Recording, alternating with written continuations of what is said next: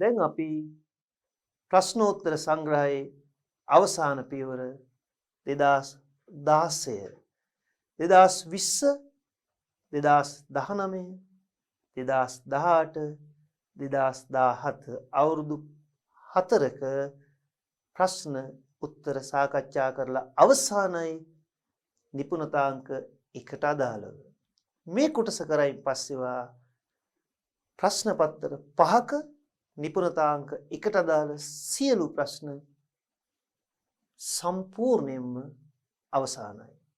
ඒ දැනීම ඔබට හොඳින්ම ප්‍රමාණවත්.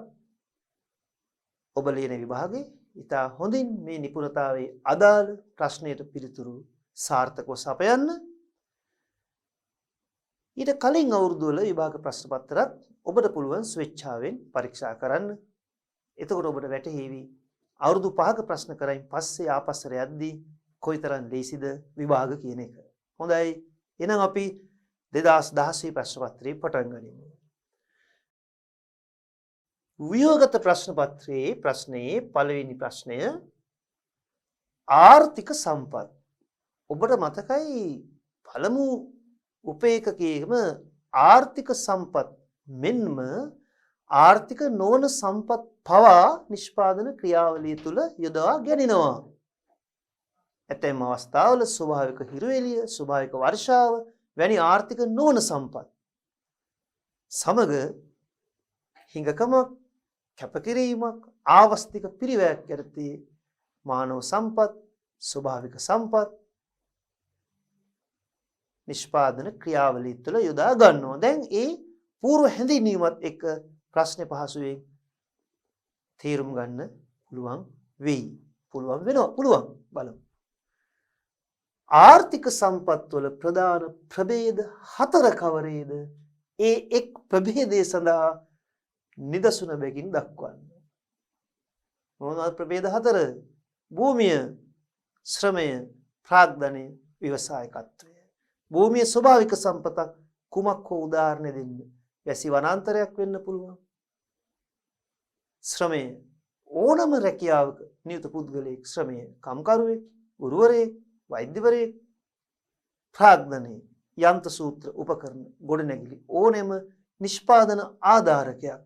මුදල් හැර මුදල් ගන්නට බෑ. මුදල් අපි ආර්ථික විද්‍යාවේ ප්‍රාග්ධනයේ ලෙස සැලකන්නේ නැහැ. මේ මුල්‍ය ප්‍රාග්ධනයේ හැටියට වෙනත් විෂයන් වලදී සාකච්ඡා කරනවා.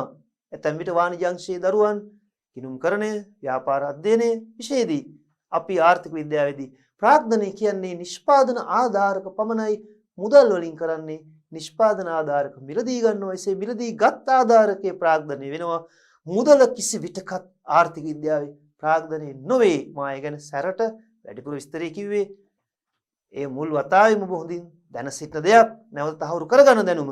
ඊළඟට ව්‍යවසායකත්වය වෙනුවෙන් ඕනෑම සංවිධායකයෙක්, ඕනෑම කළමනාකරුවෙක් සම්බන්ධයෙන් ඔබට පිළිතුර පහසුවෙන් ලියන්න පුළුවනි.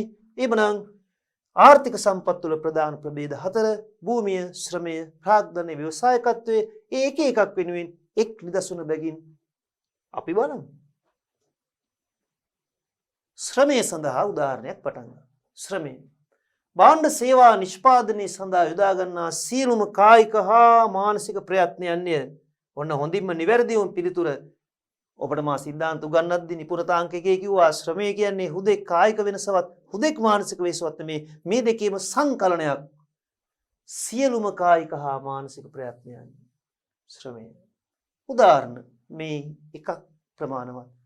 ඇඟලුම් කම්හලක ඇඟලුම් මැසීම, තේවත්තක දළු නෙලීම, රබර් කිරි කැපීම, පොල් කැඩීම, ගෘහ නිර්මාණ සැලසුම් සකස් කිරීම, පරිගණක වැඩසටහන් එක දෙයක් ප්‍රමාණවත් ලකුණට. භූමිය නිෂ්පාදන ක්‍රියාවලිය යොදා ගන්නා සියලුම ආකාරයේ ස්වභාවික සම්පත්‍ය. මෙන්න ඒකට උදාහරණයක්. අර ස්වභාවික සම්පත් khනිජ තෙල්, වනාන්තර, ජලය, දීවර සම්පත්. මෙතන khනිජ තෙල් වලදී ඔබ තේරුම් ගන්න මේ භූගතව තියෙන khනිජ තෙල් තමයි එතන ස්වභාවික සම්පත වෙන්නේ. ප්‍රාග්ධනය නිෂ්පාදන ක්‍රියාවලිය සඳහා යොදා ගන්නා මිනිසා විසින් නිර්මාණය කරන ලද නිෂ්පාදන ආධාරක කෘත්‍රිම දේවල්, ප්‍රවාහන උපකරණ, යන්ත්‍රෝපකරණ, රථ වාහන ඒ ඕන දෙයක් ගන්න පුළුවන්. කර්මාන්ත ශාලා ගොඩනැගිලි යන්ත්‍ර උපකරණ. ව්‍යවසායකත්වය. සෙසු නිෂ්පාදන සාධක සංයෝග කිරීම. භූමිය ප්‍රාග්ධනය හා ශ්‍රමය එකලස් කොට නිෂ්පාදන කර්තව්‍යයේ ඉදිරියට යෙදවීම. ශ්‍රමයෙන් වෙන්කොට සැලකෙන සුවිශේෂ මානව සම්පතක්. මොකද ව්‍යවසායකත්වයේ මානව සම්පතක්. හැබැයි ශ්‍රමය නෙමෙයි, ශ්‍රමයකට එකලස් කරනවා.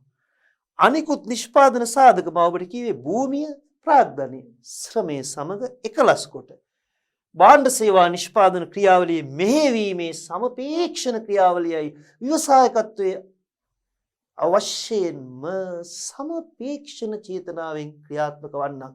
අවිනිශ්චිත අනාගතයේ සිදුවේ හැකි අනපේක්ෂිත අවදානම් වලට මුහුණ දෙමින් නව උත්පාදනයන් බිහි කරමින් ව්‍යාපාරික මූලික කටයුතු සංවිධානය කිරීම. එය සමපේක්ෂණය ස්පෙකියුලේෂන්.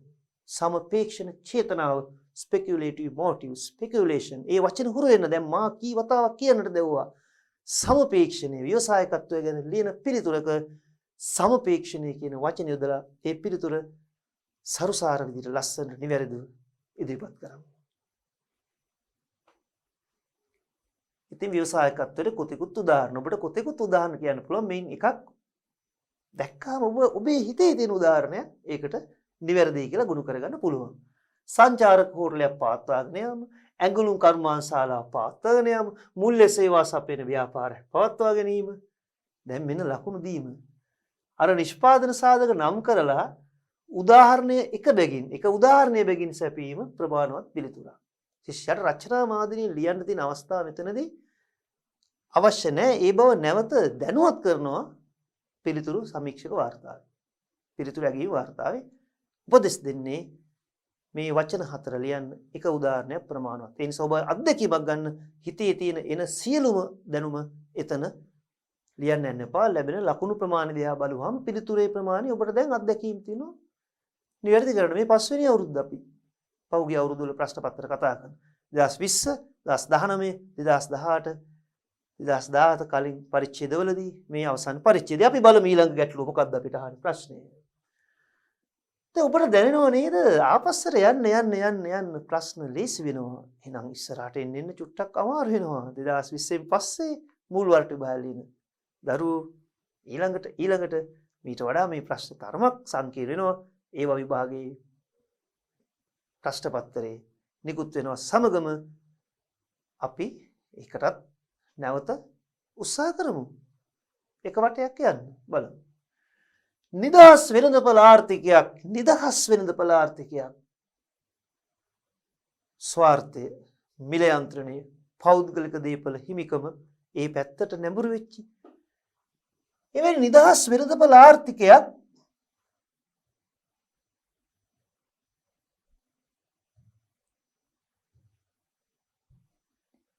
මධ්‍යගත සැලසුම් ආර්ථිකයකින් වෙනස් වන්නේ කෙසේද? නිදහස් වෙළඳපළ ආර්ථිකයක් සහ මධ්‍යගත සැලසුම් ආර්ථිකයක් බලන්න කොටස් දෙක. දැන් මම ඔබට කරුණු කාරණා ගොඩාක් ඉදිරිපත් කරනවා කිහිපයක්. බලන්න මේ කරුණු කාරණා රාශියක් ඉදිරිපත් කළාට ලකුණු ලබා ගන්න හොඳම ප්‍රමාණවත් කරුණු හතරක්. ඉස්සෙල්ලා ඔයාගේ ඔළුවේ තියෙන මේකට අදාළයි කියලා හිතෙන වචන ඔය කිසි පිළිවෙලක් නැතුව හරි කමක් නැහැ පෙළගස්වගෙන ඉන්න. එහෙමයි මේ උත්තරේ ඉන්නේ කටපාඩම් කරන්න එපා. දන්න දැනුම හොඳටම ඇති දැන් නිදහස් වෙළඳපළ ආර්ථිකයේ කරුණු හතරක් ඉස්සෙල්ලා හිතන්න බලන්න. තව කරුණු වෙයි. මිල යන්ත්‍රණය. පෞද්ගලික දේපල හිමිකම. රජයේ මැදිහත් වීම අවම වීම. නිදහස් ව්‍යවසාය. තරංගය ඇතැම් විට පාරිභෝගික ස්වාධිපත්‍යයක් තියෙනවයි කියලා කියනවනේ. හැබැයි සැලසුම් ආර්ථිකයක නැවතත් වෙළඳපළ ආර්ථිකයේ පෞද්ගලික අංශයේ මිල යන්ත්‍රණය ස්වාර්ථය තරංගය පාරිභෝගික නිදහස ගැන කතා කරනවා. රජයේ මැදිහත් වීම අල්ප මාත්‍රයක්. හැබැයි සැලසුම් ආර්ථිකයක රජය තමයි ප්‍රධාන බලවේගය. මධ්‍යගත සැලසුම් මණ්ඩලයේ පොදු දේපල ක්‍රමය සමාජ සුබ සාධනයේ සාධාරණත්වයේ සාධාරණාදයන් ව්‍යාප්තිය තෝරා ගැනීමේ නිදහස ඉතා අඩුයි. අපි අඩුපාඩු සාකච්ඡා කරා ඊට කලින් වතාවේ විභාග ප්‍රශ්න පත්‍රයේ. දැන් අපේක්ෂිත පිළිතුර තුළ මෙවැනි කරුණු 4ක් හොඳින්ම ප්‍රමාණවත් සම්පූර්ණ ලකුණු ගන්න. ඔබට තරමක් ඒ රූප සටහන තුළ ගණනාවක් කරුණු තියෙන නිසා ඊට වඩා මේ අකුරු අපිට මීට වඩා විශාල ප්‍රමාණයක් පෙන්වන්න බෑ. කොටස් දෙකකට කඩුවම එතකොට පිළිවෙල අඩුයි. මං කියලා දෙන්නම්. අවසාන වතාවට හොඳින් නිරීක්ෂණය කරන්න. ඊට පස්සේ වයින් කෙටි සටහනක් හදාගන්න. ඒක ඔබේ කාර්යයක්. ඔබත් මහන්සි වෙන්න එපා මේ සඳහා. බලමු. නිදහස් වෙළඳපළ ආර්ථිකයේ මධ්‍ය සැලසුම් ආර්ථිකයේ දෙපැත්තට බෙදලා තියෙන්නේ මේ බලන්න. සම්පත් පුද්ගලික හිමිකම. අපි මතකයිනේ අපි දන්නවා ඒක.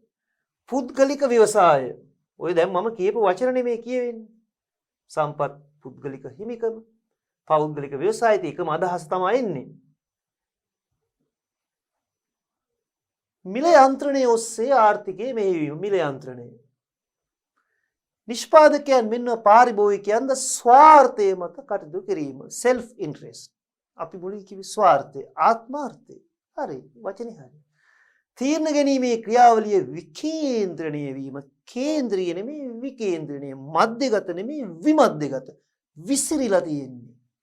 තීරණ ගැනීමේ ක්‍රියාවලිය විසිරීලා විවිධ තැන්වල විවිධ තීරණ ඒ අයට අවශ්‍ය විදියට ගන්නවා. මෙතනදී එහෙම නෙමෙයි.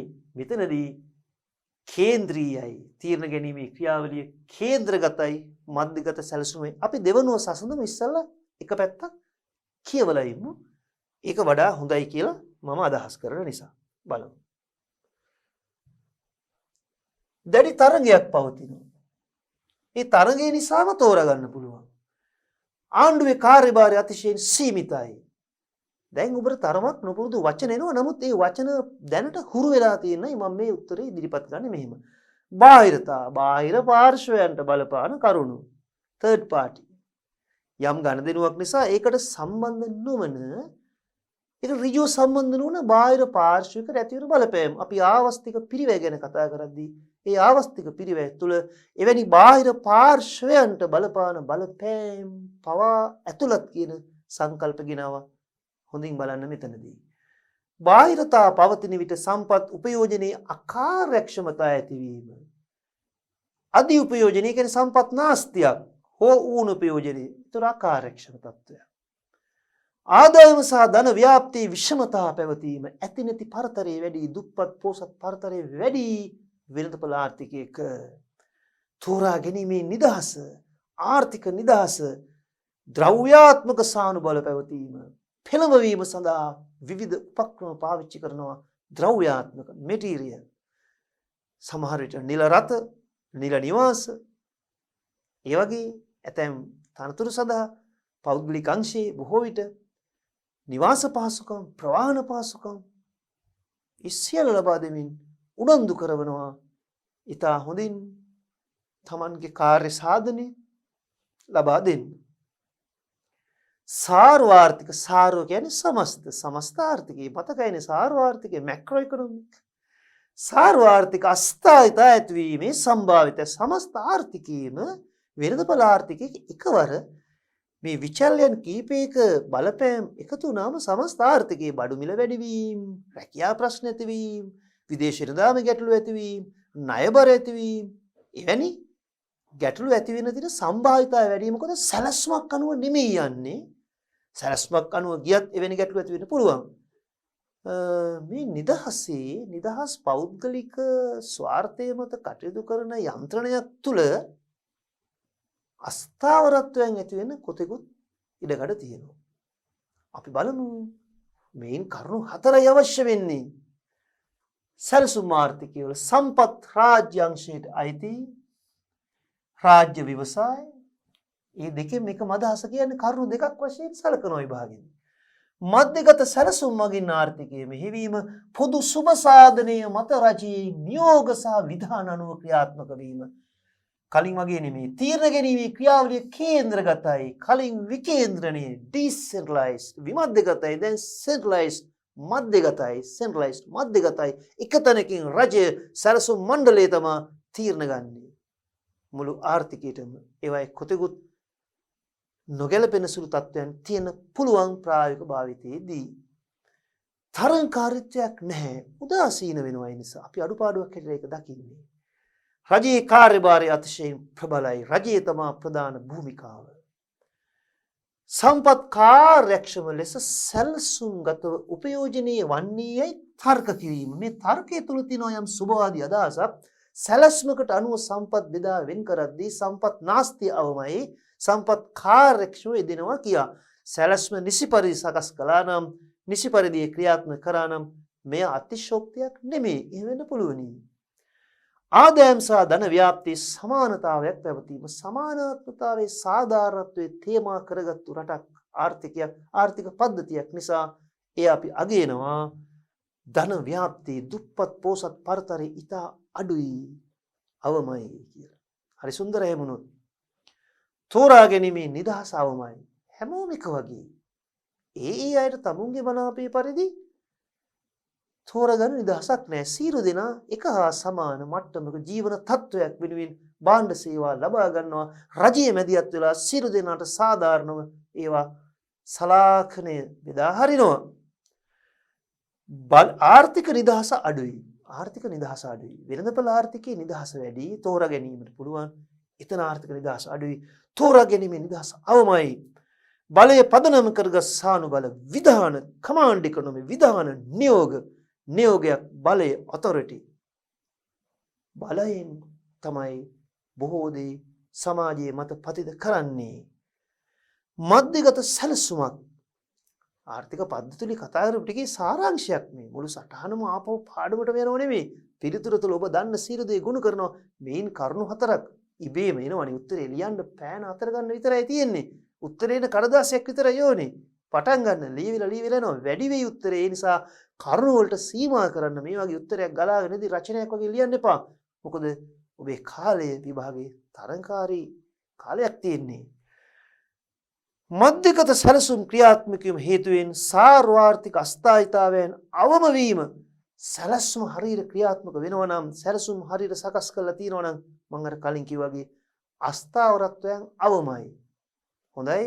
එහෙමනම් මේන් කරුණු හතර කොහොමත් කරුණු 8ක් මේ පැත්තට තියෙන්න ඕන වඩා පහසු එවැනි පිළිතුරක් ඉදිරිපත් කරද්දී ඔබ ලියන පිළිතුරු ලියන කඩදාසිය දෙපැත්තට බෙදාගෙන ඒකේ අදාළ මාතෘකා සටහන් කරලා අංක වශයෙන් 1 2 3 4 ලියනකොට ඉබේම එක පැත්තක් ලියද්දී අනිත් පැත්ත ඊට ප්‍රතිවිරුද්ධව ලියන්න පුළුවන් වෙනවා තරගයක් ඇත තරගයක් නැත නිදහසක් ඇත නිදහසක් නැත පෞද්ගලික අංශයේ බලය වැඩි රජයේ බලය වැඩි ස්වාර්ථය සුබ සාධනය ඔය ටික ලිව්වත් ඇති අපි ඊළඟ ප්‍රශ්නෙට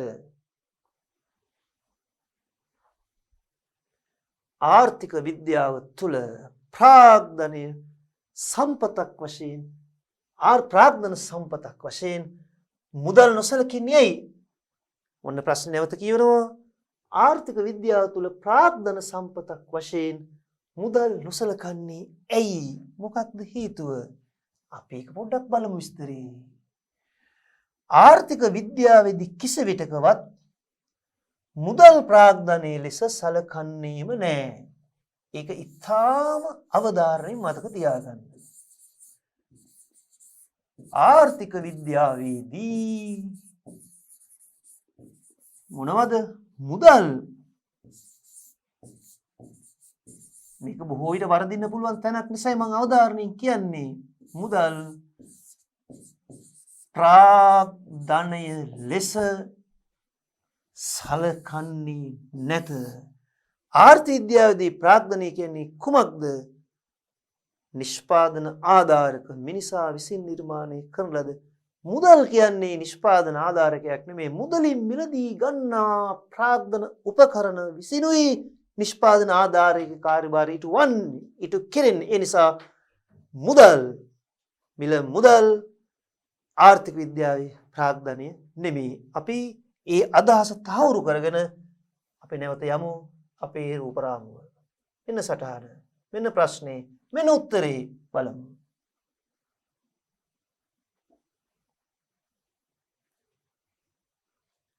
එකවරක් හොඳින් පිළිතුර නිරීක්ෂණය කරමු.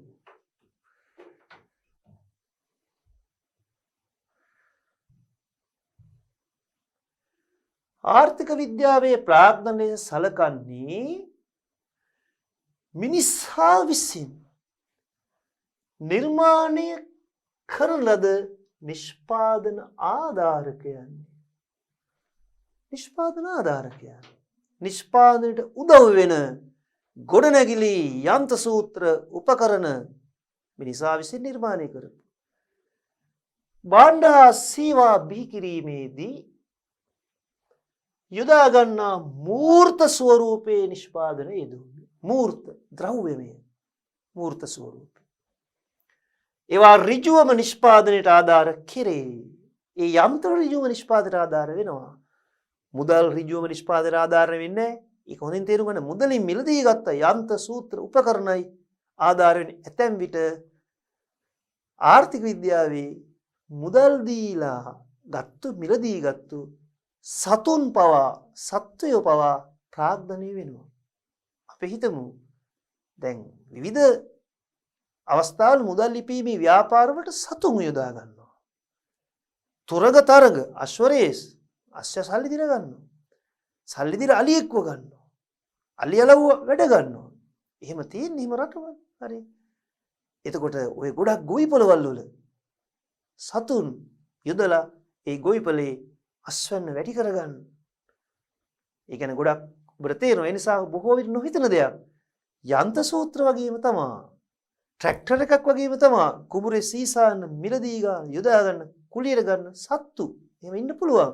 එහෙම කොතෙකුත් වෙන්න පුළුවන්. ඒ නිසා එතනදිත් ප්‍රාග්ධනයක් වෙනවා සතුන් පවා. දැන් සමහර වෙලාවට ප්‍රදර්ශනීයට සතුන්ව ප්‍රදර්ශනය කළ මුදල් අය කරනවා. ඒතර සතා ප්‍රාග්ධනය. මුදල නෙමෙයි. එතන බලන්න සියුම් හොඳින්. මුදල් ඍජුවම නිෂ්පාදන ආධාරකයක් වශයෙන් යොදාගත නොහැක. මේ යොදාගත පුදුවන් දේවල් කිව්වේ. මුදල් ඍජුවම නිෂ්පාදන ආධාරක යොදාගත නොහැක. මක් නිසාද මේ බලන්න. මුදල් ගෙවා ලබාගත් නිෂ්පාදන ආධාරක තුලින් යන්ත්‍ර උපකරණ ගොඩනැගිලි තුලින් භාණ්ඩ සහ සේවා නිෂ්පාදනය කෙරේ. මුදල් මුල්‍යවත්කමකි ප්‍රාග්ධනයේ මූර්තවත්කමකි. බලන්න කොච්චර පැහැදිලිව පිළිතුර තියෙනවද. මූර්තවත්කම් හිමි කර ගැනීමේ මාධ්‍යයක් වශයෙන් මුදල යොදාගත හැකි. යන්ත්‍ර සූත්‍ර උපකරණ මිලදී ගන්නට මාධ්‍යයක් හැටියට මුදල යොදාගත හැකි. එසේ මිලදී ගන්නා මුදල් දී ලබා ගන්නා යන්ත්‍ර සූත්‍රයි අවසානයේ උපකරණයි අවසානයේ නිෂ්පාදන ආධාරකයනුයි අවසානයේ ප්‍රාග්ධනය වන්නේ. මුදල කිසි විටකත් ආර්ථික විද්‍යාවේ ප්‍රාග්ධනයක් නොවේ. පුන කියන්නේ බොහෝ විට දරුවන්ට වරදින්න තියෙන සම්බන්ධතාවය වැඩි නිසායි. මුදල් ප්‍රාග්ධනයේ ලෙස නොසලකයි අවසානෙත් කියලා තහවුරු කරා. ඊළඟ පියවරට යමු. ප්‍රශ්නේ බලන්න. ව්‍යවසායකයෙකු යනු කවරෙක්ද? විරදපල ආර්ථිකයක් තුල ව්‍යවසායකයන්ගේ ප්‍රධාන කාර්යභාරයක් ඉටු කරන්නේ ඇයි? ව්‍යවසායකයන් ප්‍රධාන කාර්යභාරයක් ඉටු කරන්නේ ඇයි? ප්‍රශ්නේ කොටස් දෙකයි. කවුද ව්‍යවසායකයෙක් කියන්නේ? සෙසු නිෂ්පාදන සාධක එකලස් කරන භූමිය, ප්‍රාග්ධනය, ශ්‍රමය එකලස් කර සංවිධානය කොට නිෂ්පාදන ක්‍රියාවලිය ඉදිරියට මෙහෙවන පුද්ගලයා. එසේ මෙහෙයීමේ ක්‍රියාවලිය ව්‍යවසායකත්වයේ මෙහෙවන පුද්ගලයා ව්‍යවසායකයා ඔහුට ලැබෙන ප්‍රතිලාභේ ලාභේ රිවෝඩ් එක. ඒ කියන්නේ එහෙමයි කියන්නේ නිෂ්පාදන සාධකයට ලැබෙන ගෙවීම ලාභය. ඒ ලාභ බලාපොරොත්තු වුණත් අලාභයක් වන්නටත් ඉඩ තියෙනවා. ඇතැම් විටක නැවත ලාභ ලැබීමේ අරමුණින් අර අවිනිශ්චිත අනාගතයේ අනපේක්ෂිත අවදානමට මුහුණ දෙමින් නව උත්පාදනයන් බිහි කරමින් සමපීක්ෂණයෙන් යුතුව ව්‍යවසායකයා ක්‍රියාත්මක වෙනවා. දැන් අහන ප්‍රශ්න ඉදිරි කොටස වෙළඳපොළ ආර්ථිකයක් තුල ව්‍යවසායකයන් ප්‍රධාන කාර්යභාරයක් ඉටු කරන්නේ ඇයි? වෙළඳපොළ ආර්ථිකයේ කී පමණින් මෙතන ඔබට මතක ඉන්නට ඕනේ වෙළඳපොළ ආර්ථිකයක ලාභය කියන සංකල්පය. ඒතර වෙළඳපොළ ආර්ථිකයක් තුල ස්වාර්ථය මත ක්‍රියාත්මක වෙන ලාභ උපරිම කිරීමට නිරන්තරයෙන් උත්සාහ කරන ව්‍යවසායකයන් සතු සුවිශාල කාර්යභාරයක් තියෙනවා. වෙළඳපළ ආර්ථිකයන් තුළ ව්‍යවසායකයන් ප්‍රධාන කාර්යයක් ඉටු කරන්නේ ඇයි? වෙළඳ ආර්ථිකයක මිල මත සංඥා සලාක සානුබල නිකුත් කරමින් ව්‍යවසායකයන් සඳහා ලාභ ලැබීමට ලාභ උපරිම කිරීමට අවශ්‍ය පරිසරය නිර්මාණය කරනවා. ඒ නිසා එවැනි පරිසරයක් තුළ ස්වාර්ථය මත තීරණ ගන්න ව්‍යවසායකයෙකුට සුවිශාල කාර්යභාරයක් තියෙනවා. අපි බලමු පිළිතුර.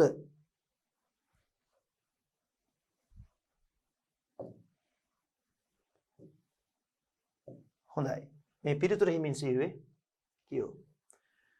මා කියන දේම තමයි මෙතන ලියලා තියෙන්නේ. මම විස්තරේ කියනකොට ඊට වඩා ඔබට ප්‍රායෝගිකව අහගෙන ඉන්න කතන්දරයක් වගේ එක දිගට ගලාගෙන එන කියවනවා. එහෙම කියවන එකත් ඇහුම්කන් දෙන්න. ඊට පස්සේ මේ පිළිතුර බලන්න. මේ සියල්ල එකතු කරගත්තායින් පස්සේ ඔබ තරම් දන්න කිසිවෙක් නැහැ ඔබේ වයසේ මේ විෂය සම්බන්ධයෙන්. ඔබ තරම් දන්න කිසිවෙක් නැහැ. ඉන්න බෑ. ඉන්න තියන්නෙත් නැහැ. අපි ඒවා කියම හරියටම ඉෂ්ට කරනවා. බලමු. සෙසු නිෂ්පාදන සාධක මොනවද? භූමිය, ශ්‍රමය හා ප්‍රාග්ධනය සංයෝග කරමින් එකලස් කරමින් නිෂ්පාදන කටයුතු සංවිධානය කරන මානව සම්පත ව්‍යවසාය. ව්‍යවසායකයා සමපේක්ෂණ චේතනාව ස්පෙකියුලේටිව් මොටිව් ස්පෙකියුලේෂන් සමපේක්ෂණය බලන්නේ වචන පිළිතුර කොච්චර ලස්සනට ලියන්න පුළුවන් අලංකාර කරලා හැඩ වැඩ දාලා කැටයක් දාලා ඔයාලගේ භාෂාවෙන් නෑ උත්තරයකට කැටයක් නෙමෙයි මේ අවශ්‍ය දේවල්. ඉතින් කැටයක් දාමු මොකෝ ලස්සනයි. සමපේක්ෂණ චේතනාවෙන් යුක්තව අවිනිශ්චිත අනාගතයේ සිදුවිය හැකි අනපේක්ෂිත අවදානම් බාර ගනිමින් කටයුතු කරයි. ඒකට අවශ්‍ය නායකත්ව ගුණාංගයේ ශක්තිය අභියෝග වලට මුහුණ දීමේ ශක්තිය ව්‍යවසායකයා තුළ නියත වශයෙන්ම තිබිය යුතුයි. අභියෝග වලට මුහුණ දෙන ඒ අභියෝග බාර ගැනීම තුළින්ම ව්‍යවසායකයා සමෘද්ධිමත් වෙනවා කියන එක අපි කලින් වතාවේ දැක්කා. වාණිජ්‍ය පදනමකින් වෙළඳසැල් දන්සැල් නෙමේ වෙළඳසැල් වාණිජ්‍ය කොමර්ෂල් ලාභ ලබන්න ස්වාර්ථය. ඔව් ඉතින් ඒක එහෙම තමයි. එහෙම වෙන්නත් ඕනේ. නැතුව ව්‍යවසායකයක් හරියන්නේ නැහැ. ව්‍යවසායකත්වයක් වාණිජ්‍ය පදනමකින් යුක්තව නවෝත්පාදනයන් බිහි කිරීම ව්‍යවසායකයාගේ කාර්යකී එකම එක කාර්යය නෙමෙයි. ඒ කාර්යකී කියලා තියෙද්දි වර්ධවා තේරුම් ගන්න එපා. ඒකත් ව්‍යවසායකයාගේ සුවිශේෂ කාර්යයක්. මොකද්ද? නවෝත්පාදනයන් අලුත් දේ බිහි කිරීම වාණිජ්‍ය පදනමකින් ව්‍යාපාරික පසුබිමක්. අවදානම් දරන්නෙක් බැවින් ව්‍යවසායකයාගේ කැපකිරීම වෙනුවෙන් ලාභ හෝ අලාභ දෙකෙන් ඕන එකක් විඳ දරා ගන්නට සිදුවිය හැකි. ලාභ නම් භුක්ති විඳිය හැකි, අලාභ නම් විඳ දරා ගන්නට සිද්ධ වෙනවා. ඉතින් මේ යෙදුම මෙහෙම හොඳයි. වෙළඳපළ ආර්ථිකයක් රඳා පැවැත්ම සඳහා එවැනි ව්‍යවසායකත්ව කාර්යභාරයක් අත්‍යවශ්‍යයි. වෙළඳපළ සාර්ථක වෙන්න අවිනිශ්චිත අනාගතයේ සිදුවිය හැකි අනපේක්ෂිත අවදානම් වලට මුහුණ දෙන නායකත්ව ගුණාංගයෙන් යුතු පෞරුෂත්වයන් තිබිය යුතුමයි. එවැනි පෞරුෂත්වයන් තිබෙන තරමටයි ව්‍යාපාර දියුණු වෙන්නේ, වෙළඳපළ දියුණු වෙන්නේ, සාර්ථක වෙන්නේ, ආර්ථිකයක් ඉදිරියට ගමන් කරන්නේ. ව්‍යවසායකත්වයේ ඔබ හොඳ ව්‍යවසායකයෙක් වෙන්න. ඔබ හොඳ ව්‍යවසායකයෙක් වෙන්න. හැබැයි සමපේක්ෂණයෙන් යුතුව ක්‍රියා කරන්න. ලාභ ලැබෙන්නත් පුළුවන්. අලාභ ලැබෙන්නත් පුළුවන්. මොකෝ අලාභ ලැබුණොත් අපි ලාභ ලැබෙන තුරු කැපකිරීම සමග ක්‍රමෙන් ඉදිරියට යමු. එවිට ලාභ ලැබෙනවා නිශ්චිතයි. වෙළඳපළ ආර්ථිකයක තරඟකාරීත්වය රඳා පවතින්නේ තරඟේ තියෙන්නේ එවැනි ව්‍යවසායකත්ව කාර්යයන් ක්‍රියාත්මක වන තරමටයි. ව්‍යවසායකත්වයේ තීව්‍ර වන තරමට තරඟය තීව්‍රයි. ව්‍යවසායකත්වයේ සැර වෙන තරමට තරඟය සැරයි. එහෙම වෙන තරමට වෙළඳපළ ආර්ථිකයේ වර්ධනය ඉක්මන් ශක්තිමත්. ඒ දෙයට ඒ විදිහේ ඇගයීමක් කළ යුතුමයි. ඒකයි ඇත්ත. ඒකයි යථාර්ථය. මේ යථානුරූපී ආර්ථික ප්‍රකාශ. ඊළඟ ප්‍රශ්නය. පෞද්ගලික දේපල සහ දේපල හිමිකම ආරක්ෂා කිරීම වෙළඳපළ ආර්ථිකයේ සාර්ථකත්වය සඳහා අතිශය තීරණාත්මක වන්නේ ඇයි? ප්‍රශ්න එක වතාවක් හොඳින් කියවගන්න. ප්‍රශ්න එක වතාවක් හොඳින් කියව ගන්න. පෞද්ගලික දේපල. පෞද්ගලික දේපල.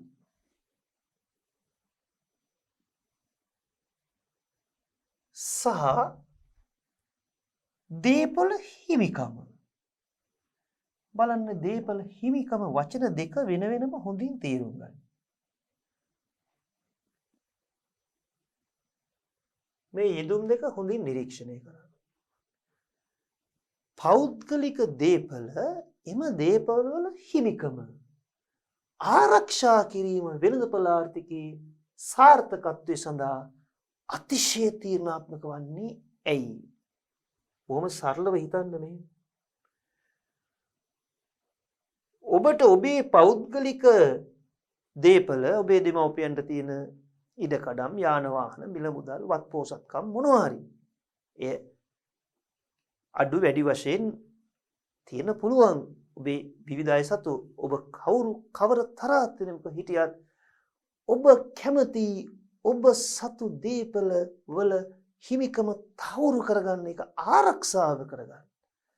ඒවා අනාරක්ෂිත නම් ඒ අයිතිය තහවුරු කරගන්න තරම් පරිසරයක් නැත්නම් ඔබ උදාසීන වෙනවා. ඔබ සතු දේපල අන් අයෙකුට මෙහෙම හිතන්න වෙනත් කෙනෙකුට පැහැර ගන්න හොරකම් කරන්න අවස්ථාවක් නැති වෙන තරමට තමයි ඔබ දේපල අයිති කරගන්න උත්සාහ කරන්නේ. ඒවා රැකගන්න, තහවුරු කරගන්න හැකියාවක් පරිසරයක් නැත්නම් ඔබ දේපල රැස් කරලා කුමකටද? ඒ නිසා මේ වචනේ තුල තියෙන ගැඹුරු සමාජ විද්‍යාත්මක අර්ථය හොඳින් තේරුම් ගන්න. එතන ගැඹුරක් තිබෙනවා. පුද්ගලික දේපල සහ දේපල හිමිකම ආරක්ෂා කිරීම. ඒ සඳහා වෙනම ආයතන පද්ධතියක් සිටිය යුතුමයි.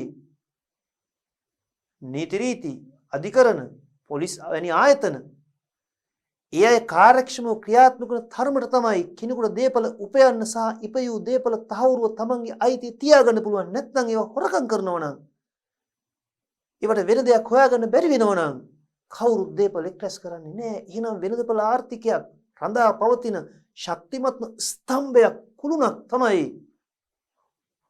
දේපල හිමිකම ආරක්ෂා කිරීම. ඒ තරමටම වෙළඳපොළ ආර්ථිකයේ සාර්ථකත්වයේ රඳා පවතින අතිශය තීරණාත්මකයි. අපි පිළිතුරු නිරීක්ෂණය කරමු. පිළිතුරු නිරීක්ෂණය කරමු. පුද්ගලික දේපල හිමිකම, ස්වාර්ථය, පෞද්ගලික ව්‍යවසාය, තේරීමේ නිදහස. බලන්න ඔබට කොච්චර හුරු පුරුදු වචනද? මිල යන්ත්‍රණය. මේ සියල්ල වෙළඳපොළ ආර්ථිකයක ප්‍රධාන ස්තම්භයන්, ප්‍රධාන කුළුණු. වෙළඳපොළ ආර්ථිකයක් රඳා පවතින්නේ ඔය කරුණු කාරණා මතයි. නැවත වතාවක් බලන්න මේක බැලුවට වැඩි වෙන්නේ නැහැ. පුද්ගලික දේපල හිමිකම,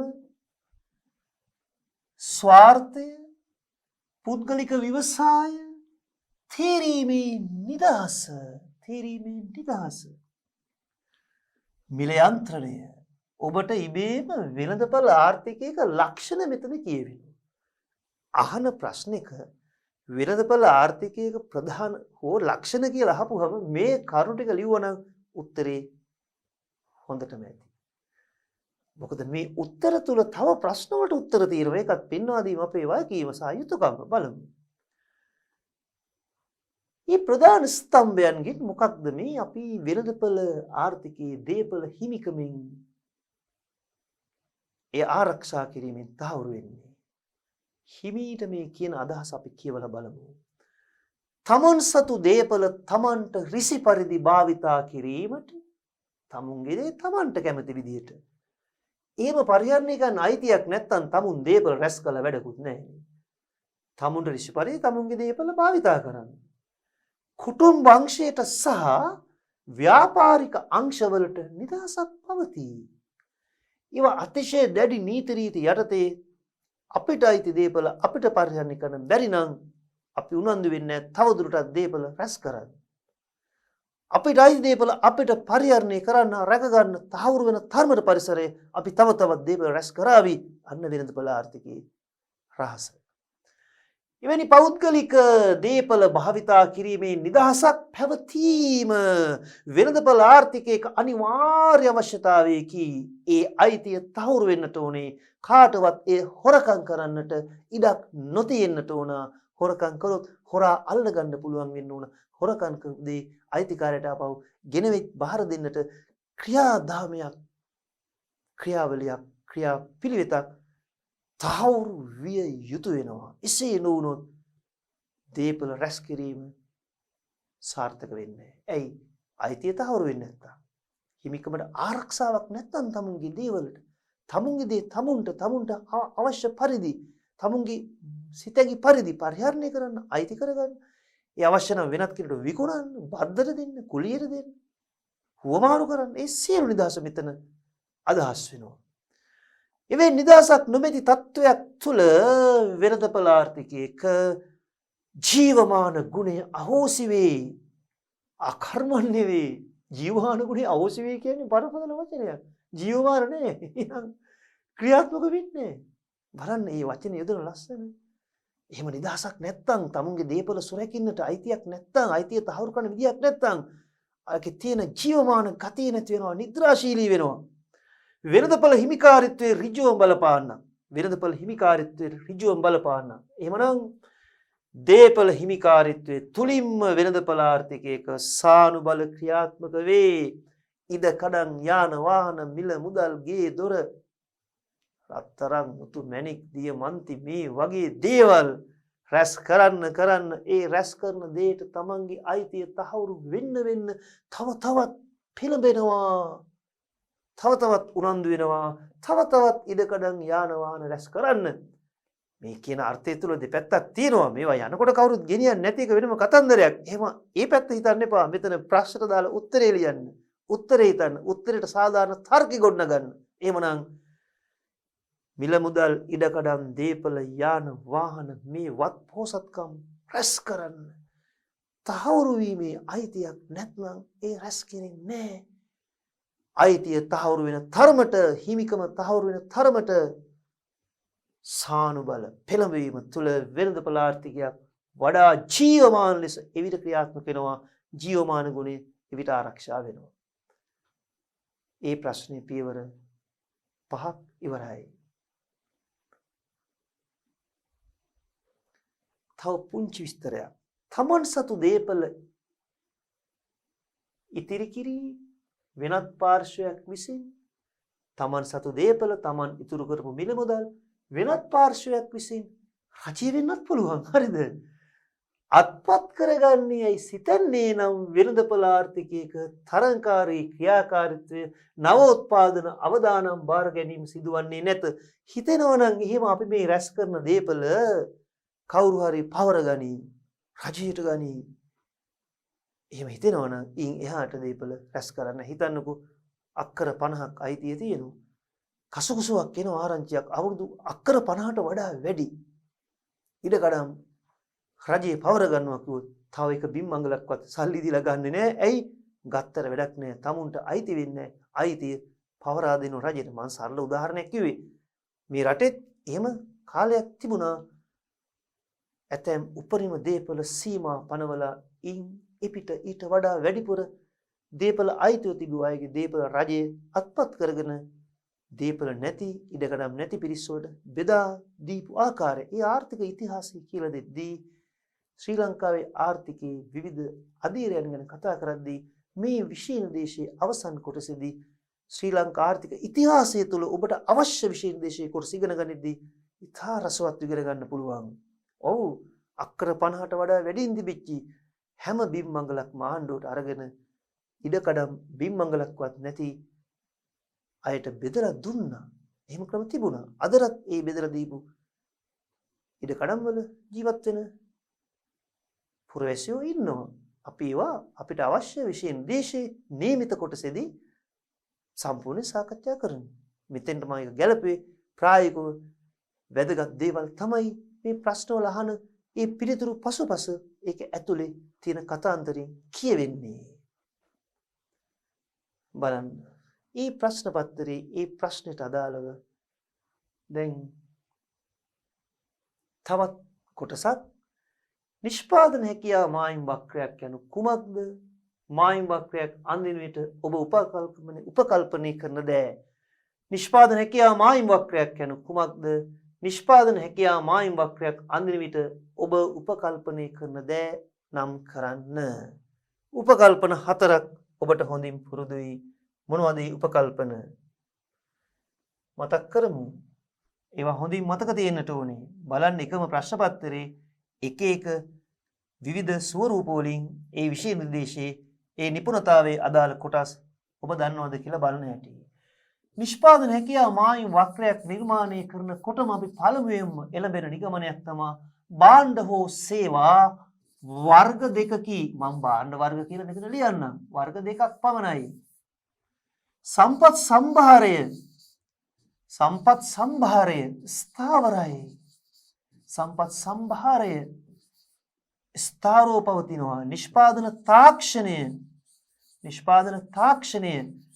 ස්ථාරව පවතිනවා. අදාළ කාල පරිච්ඡේදය තුළ නිෂ්පාදන කාර්යක්ෂමතාවෙන් ක්‍රියාත්මක වෙනවා. නිෂ්පාදන කාර්යක්ෂමතාව තුළ ඔබ දන්නවා පූර්ණ සේවා නියුක්තිය හා පූර්ණ නිෂ්පාදනය කියන කරුණු දෙකම ඇතුළත් වෙනවා. දැන් අපි එහෙම හිමින් සීරුවේ ටිකක් වෙනස් විදිහකට ඒ උපකල්පන මතක් කරගෙන අපි යමු නැවත. මෙන්න ප්‍රශ්නේ ඔබ දැක්කා. ප්‍රශ්නේ මතකයි. අපි යන් පිළිතුරට. නිෂ්පාදන හැකියාව මායිම් වක්‍රයක් යනු යම් දෙන්නද අවස්ථාවක ඔය දෙන්නද අවස්ථාව කියන්නේ සලකා බලන නිශ්චිත කාල පරිච්ඡේදයක්. ඒ යෙදුම ඔබට නැවත නැවතත් අවස්ථා ගණනාවක් මේ විෂය නිර්දේශයේ පුරාම මුණ ගැසෙනවා. ඔය දෙන්නද අවස්ථාව කියන එක in a given period of time. අන්නේ විදිහට ඉංග්‍රීසි පොත්පත්වල තියෙනවා. in a given period of time. time period. අන්න ඒක තමයි අපි මේ පරිවර්තනය කළා වගේ අර දෙන ලද නිශ්චිත අවස්ථාව කියලා කියන්නේ. කවුද දුන්නේ, කොහෙද දුන්නේ, කාටද දුන්නේ එහෙම හිතන්න යන්න එපා. ඒක සලකා බලන යම්කිසි කාල පරිච්ඡේදයක්. සතියක්, මාසයක්, අවුරුද්දක් ඕනම කාලයක් වෙන්න පුළුවන්. අපි නිශ්චිත යුතුම යම් වර්ෂයේ කාල සීමාවක් තුල මේ කියන්නේ මුලදී උගන්වපු දේවල් නැවත කියලා මේ අවසාන වතාව ඉවරටම ඉවරයි. මෙතනින් පස්සේ නිපුණතා අංක 1 ඔබ ලැබූ දැනුම සම්පූර්ණයෙන් ආවරණය කරා. ඔබ කවර වර්ෂයක විභාග ලිව්වත් මේ දැනුම ඔබට හොඳම ප්‍රමාණවත් සියලු ලකුණු ගන්න.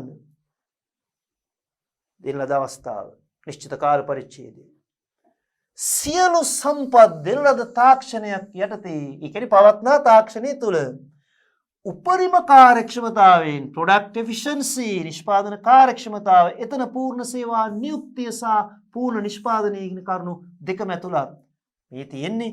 මේ පැහැදිලිව කියන්නේ බව ඒව නැවතත් කියනවා මෙතන. පූර්ණ සේවා නියුක්තිය, පූර්ණ නිෂ්පාදනය. එවිට කිසියම් භාණ්ඩෝ සේවා වර්ග දෙකකින් නිපද විය හැකි විකල්ප සංයෝග දැක්වෙන ජ්‍යාමිතික රූප සටහන ප්‍රස්ථාරයක් අඳින්නේ අක්ෂ දෙකක්. මූලයට අවතල බොහෝ විට අඳින්නේ සරල රේඛාවක් අඳින්නත් පුළුවන්. මූලයට උත්තල එකක් වුණත් වෙන්න බැරිත් නෑ. අපි දැනට එච්චරම දුරට ඒ ගැන කතා නොකරට මොනවද උපකල්පන? අදාළ කාල පරිච්ඡේදය තුල පවත්නා සම්පත් සම්භාර ස්ථාවරව පවතී. සම්පත් සම්භාර ස්ථාවරයි. තාක්ෂණ ස්ථාවරයි. මොකද මේවා වෙනස් වෙන්න ගත්තොත් අපිට අර උපකල්පිත සීමාව මායිම හඳුන ගන්න බෑ. ඒ නිෂ්පාදන කාර්යක්ෂමතාවෙන් යුක්තයි. නිෂ්පාදන කාර්යක්ෂමතාව තුළ මං අර කියන කරුණු දෙක පූර්ණ සේවා නියුක්තිය හා පූර්ණ නිෂ්පාදනයේ ඇතුළත් අවසානට කියනවා භාණ්ඩ දෙකක් පමණක් නිපදවයි. මේ කරුණු සියල්ල එකතු කරලයි මේ උඩ වාක්‍ය ලියලා තියෙන්නේ. එහෙමත් ලියන්න පුරුදු වෙන්න. ඒකත් ඉවරයි. මෙන්න ඒ ඊළඟ රෝමි ලකන් දෙකේ කොටස නිෂ්පාදන හැකියාව මායිම් වක්‍රයක් පිටතට විතැන් කිරීමට බලපාන හේතු කවරේද? මෙතෙක් වෙලා කීවී අර ස්ථාවරව තියෙනවා සම්පත් සම්භාරය, ස්ථාවරව තියෙනවා තාක්ෂණය. ඒ ස්ථාවරව තියෙන සම්පත් සම්භාරය, ඒ තාක්ෂණය වැඩි දියුණු වුණොත් අන්න වක්‍රය දකුණට විතැන් වෙනවා. ස්ථාවරව තියෙන තාක් ඒක වෙන්නේ නැහැ. ඒක වෙනස් වෙන්න උනා.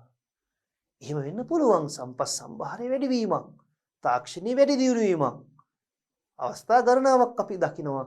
අපි දැන් රූප සටහනක් මෙතන ඇඳලා බැලුවොත් මේ ඔබෙන් බලාපොරොත්තු වෙන්නේ මෙන්න මේ වගේ රූප සටහනක් බවට පත් වෙන නම් පවතින නිෂ්පාදන හැකියාව වක්‍රය පවතින නිෂ්පාදන සම්පත් තුළ අපි හිතුව මෙන්න මේ ආකාරයෙන් තිබුණේ කියලා. ඒ ස්ථාවරව පැවති තාක්ෂණයේ සහ සම්පත් සම්භාරයේ යම්කිසි වැඩි දියුණු වීමක් වුණොත් මේ වක්‍රය දකුණු පැත්තට මේ දිශාවට විතැන් වෙනවා. එහෙම වෙන්න හේතු ආර්ථික වර්ධනයක්. මේ කුටිම ආර්ථික වර්ධනයක්. වෙන්න පිළිතුරු අපි බලමු විස්තරාත්මකව. සම්පත් සම්භාරයේ ප්‍රසාරණය වීම. සම්භාරය වැඩි වීම.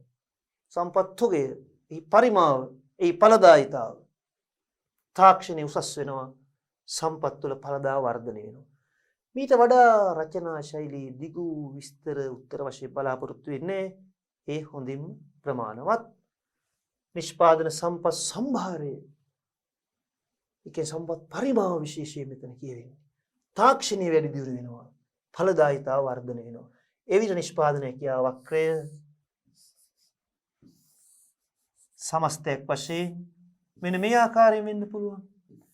ඒ තාක්ෂණීය හා සම්පත් සම්භාරය එක්තරා සුවිශේෂ භාණ්ඩ වර්ගයකට පමණක් අදාළ විදිහට වර්ධනයනොත් ඔබ දැක්කා මෙන්න මේ ආකාරයේ අසම වර්ධනයක් වෙන්න පුළුවන්. ඒවා කලින් අවස්ථාවල සාකච්ඡා කරා. ඒක ඔබට එතකොට හිතරාව නම් මේ රූප සටහන මෙහෙම වෙන්න තිබුණා නේද කියලා. ඔව් ඔබට වෙන්නේ අත්දැකීම් කොටිකුත් තියෙනවා. එවැනි තත්වයක් වෙන්න පුළුවන්. මේ සම්පත් සම්භාරයේ තාක්ෂණයේ ඵලදායිතාවේ වර්ධනයේ උසස් වීම ප්‍රසාරණය වීම කියන වෙනස් වීම නිසා.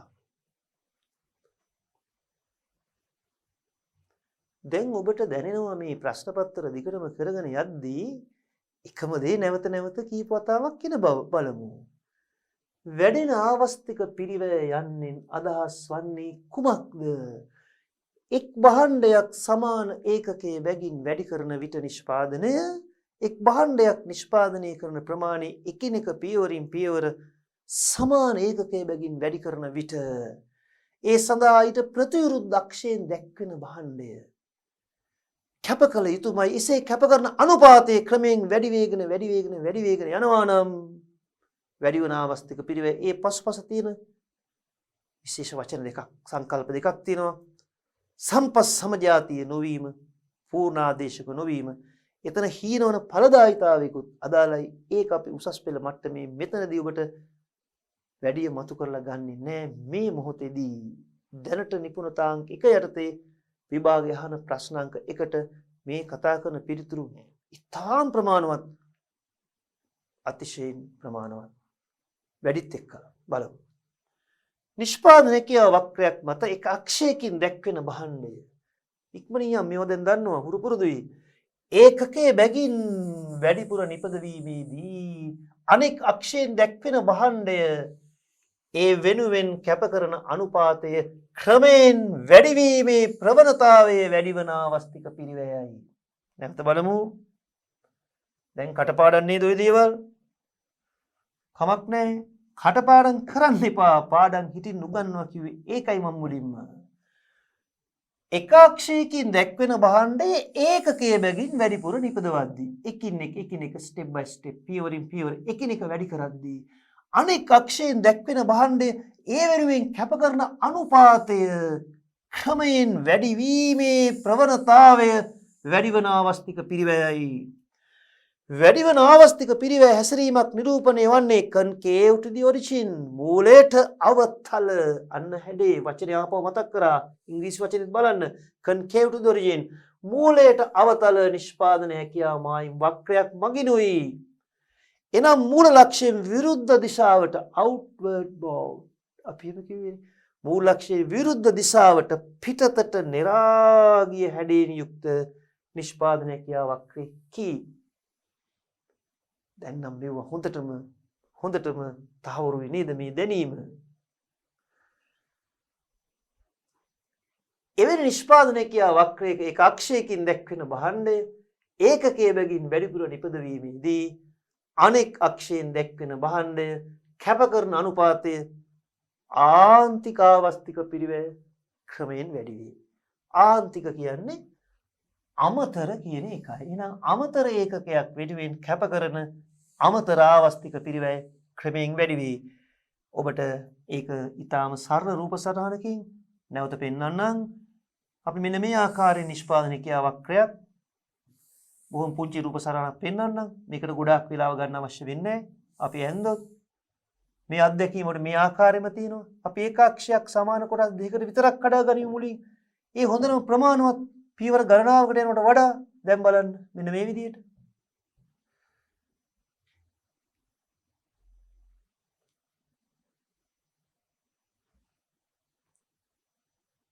මේ පැත්ත අපි සමාන කොටස් වලට බෙදාගත්තේ පොඩ්ඩක් එහාට මෙහාට ඒ පරිමාව වෙනස් වුණාට කමන්නේ. ඔබට දැනෙනවා මේ පළවෙනි ඒකකයේ සඳහා මේ පැත්තෙන් කැප කරන ප්‍රමාණයට වඩා දෙවෙනි ඒකකයේ සඳහා මෙහින් කැප කරන ප්‍රමාණය වැඩි. මේක වක්‍රය මත පහළට වේවා ඉහළට වේවා කොතරම් කොයි දිශාවකට ගමන් කරත් ඒ නීතිය වෙනස් වෙන්නේ මේ ප්‍රස්ථාරය මීට වඩා විධිමත් මේ තාම ප්‍රමාණවත් වෙලාවක් අරගෙන අපි මීට ඉහත වර්ෂයේ ප්‍රශ්න පත්‍රයේදී සාකච්ඡා කරා 2017 ප්‍රශ්න පත්‍රයේ ඒ කොටස ඔබ ආපසු නිරීක්ෂණය කරන්න. මේ සඳහා තවදුරටත් දැනුම අවශ්‍ය නම් මම හිතන්නේ එහෙම අවශ්‍ය නැහැ. ඔබ අඛණ්ඩව මේ ප්‍රශ්න පත්‍ර ටික සාකච්ඡා කරගෙන ආවනම් දැන් ඔබ ඕනම ප්‍රශ්නයක් හදන්න, ඕනම ප්‍රශ්නෙට උත්තර ලියන්න. ප්‍රශ්නේ දුන්නාම උත්තරය හදන්න විතරක් නෙමෙයි, උත්තරයක් දුන්නාම මේ උත්තරයට අදාළ ප්‍රශ්නේ මේකයි කියලා කියන තරම් ඔබ දැන් සම්පූර්ණ දැනුවත් වෙලා ඉන්නේ. කවුරු හරි පිළිතුරක් දෙන්න පුළුවන් ඔබ. මෙන්න මේ පිළිතුර ලැබෙන්නේ කෙබඳු ප්‍රශ්නයක් ඇසූ විටද කියලා ඔයාලා උත්තරේ දීලා ප්‍රශ්න අහන්න පුළුවන් මට්ටමට මං අරන් ඇවිල්ලා තියෙන දැන් අපි ඊළඟ පියවරට යමු. දැන් මේවා ඉතා ඉක්මනින් අපිට යන්න කාලේ හරි. මෙතන චුට්ටක් ස්ලෝ වෙන්න වෙනවා. පොඩ්ඩක් හිමීට බලමු. නිශ්චිතව භාණ්ඩ වර්ග දෙයක් නම් කරනවා. V සහ රෙදි පිලි නිෂ්පාදනයේදී වැඩෙන ආවස්තික පිරිවැය තත්වයකට මුහුණ දෙන රටක්. එනම් මූලයට අවතල මායිම් වක්‍රයක් සඳහා නිෂ්පාදන හැකියාව වක්‍රයක් අඳින්න. දැන් මනෝමයෙන් අඳින්න. දැන් ඔතන කඩදාසියක අඳින්න පුළුවන් ඔබට. එහෙමනම් එක අක්ෂයක V අනෙක් අක්ෂයේ රෙදි පිලි. පාත සඳහන් සිදුවීම නිසා නිෂ්පාදන හැකියාව වක්‍රය වෙනස් වන්නේ කෙසේදයි පෙන්වා දෙන්න. එකක් වඩා හොඳ පොහොර වර්ගයක් අලුතෙන් සොයා ගැනීම. අපි පුංචි රූප සටහනක් මෙතන බලමු. පුංචි රූප සටහන ඉක්මනින් කටු සටහනක් බලමු. ඊට පස්සේ හොඳ රූප සටහනකට යමු. දැන් අපි හිතමු මේ විදිහට මෙන්න මේ පැත්තේ V. හරි. අනිත් පැත්තේ රෙදි පිලි. මම මේ රූප සටහන වෙලා විස්තරාත්මකව පෙන්වනවා ඉදිරියේදී. එකිනෙක අරගෙන මෙතනින් පොඩි පූර්වාදර්ශයක් විතරයි ගන්න. එහෙනම් වඩා හොඳ පොහොර වර්ගයක් අලුතෙන් සොයාගත්තොත් ඒක V වල නිෂ්පාදනයටයි බලපාන්නේ. මොකද පොහොර වලින් රෙදි නිෂ්පාදනයේ ඍජුවම අපිට ලබා ගන්න බැරි නිසා. හොඳයි. දෙවෙනි කාරණේ නිෂ්පාදන ක්ෂේත්‍ර දෙකෙහිම සේවා නියුක්ත කළ හැකි ශ්‍රම ප්‍රමාණයේ විශාල ප්‍රසාරණයක්.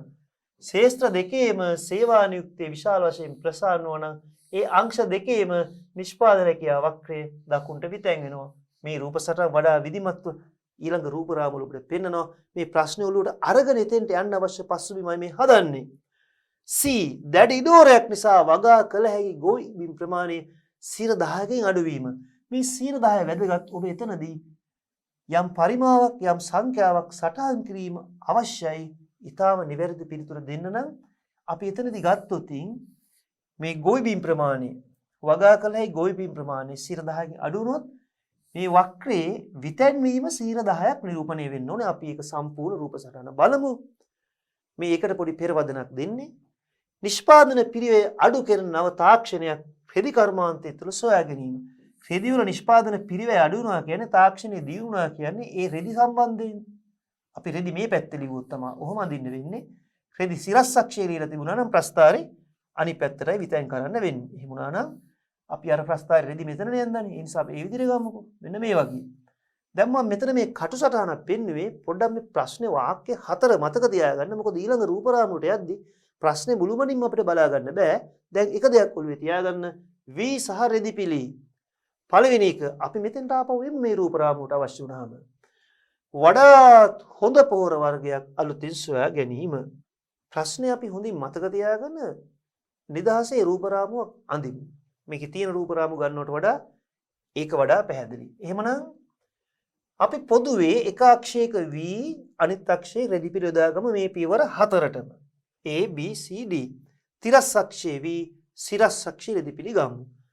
පළවෙනි එක වඩා හොඳ පොහොර වර්ගයක් අලුතින් සොයා ගැනීම. දැන් අපිට යන්නම සිද්ධ වෙනවා නිදහස් රූප රාමුවකට.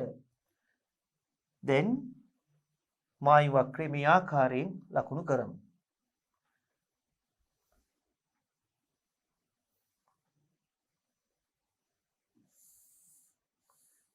මේකෙදි ඔබට සරලරේඛීය මායි වක්‍රයක් ගත්තත් ලකුණු හම්බ වෙනවා. නමුත් දැන් අපි වැඩියෙන්ම දන්නවනේ වඩා ප්‍රායෝගික පැත්තට නැඹුරු වෙන්නේ මූලයට අවතල හැඩය කියලා. ඒ නිසා ඔය හැඩය ගනිමු. මේ පැත්තේ අපි V කියලා ලකුණු කරමු. මේ පැත්තේ රෙදි. නිෂ්පාදන හැකියාව වක්‍රය. ඔබට මේක ඉංග්‍රීසියෙන් PPC production possibilities curve කියලා ලිව්වත් කමකුත් නැහැ. මේවටත් අදාළ වචන වෙනස් කරලා ලිව්වට කමකුත් නැහැ. මේ හොඳම ප්‍රමාණවත්. දැන් නැවත බලන්න. දැන් පොහොර වඩා වැඩි සරුසාර පොහොර නිසා නිෂ්පාදනය වැඩි වෙන්නේ කාගේද? V.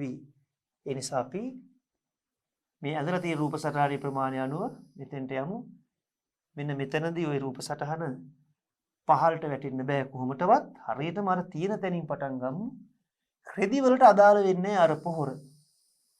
V වලට අදාළ වෙන්නේ මේ පැත්තට පුංචි ඊතලයක් යොදලා නිෂ්පාදන හැකියාව වක්‍රය අංක 1 නිෂ්පාදන හැකියාව වක්‍රය අංක 2 කියලා ලියලා පිළිතුර යටින් ලියනවා. V දැක්වෙන අක්ෂයේ දකුණට විතැන් වේ අදාළ පොහොර වර්ගය නිසා V අස්වැන්න පරිමාව වැඩි වීම. ඒක පැහැදිලි. අපි ඊළඟ ප්‍රශ්නේ මතක් කරගනිමු. ඊළඟ ප්‍රශ්නේ තිබුණේ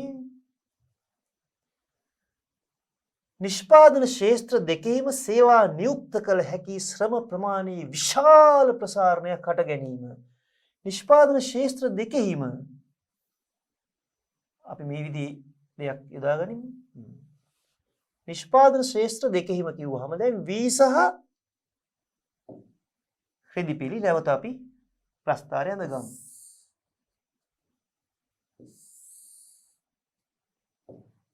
V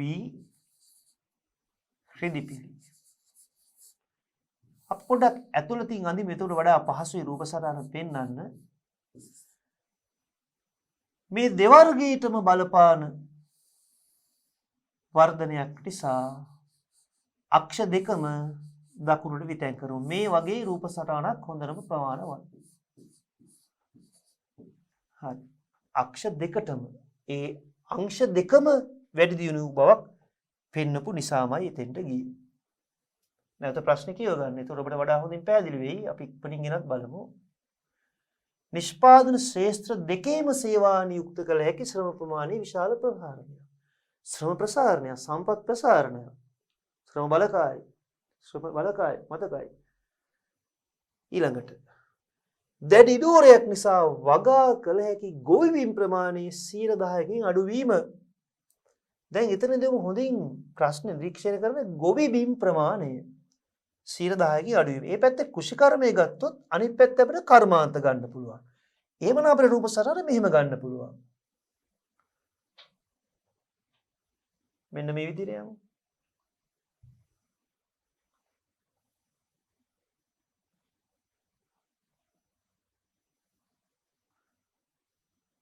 මෙන්න V.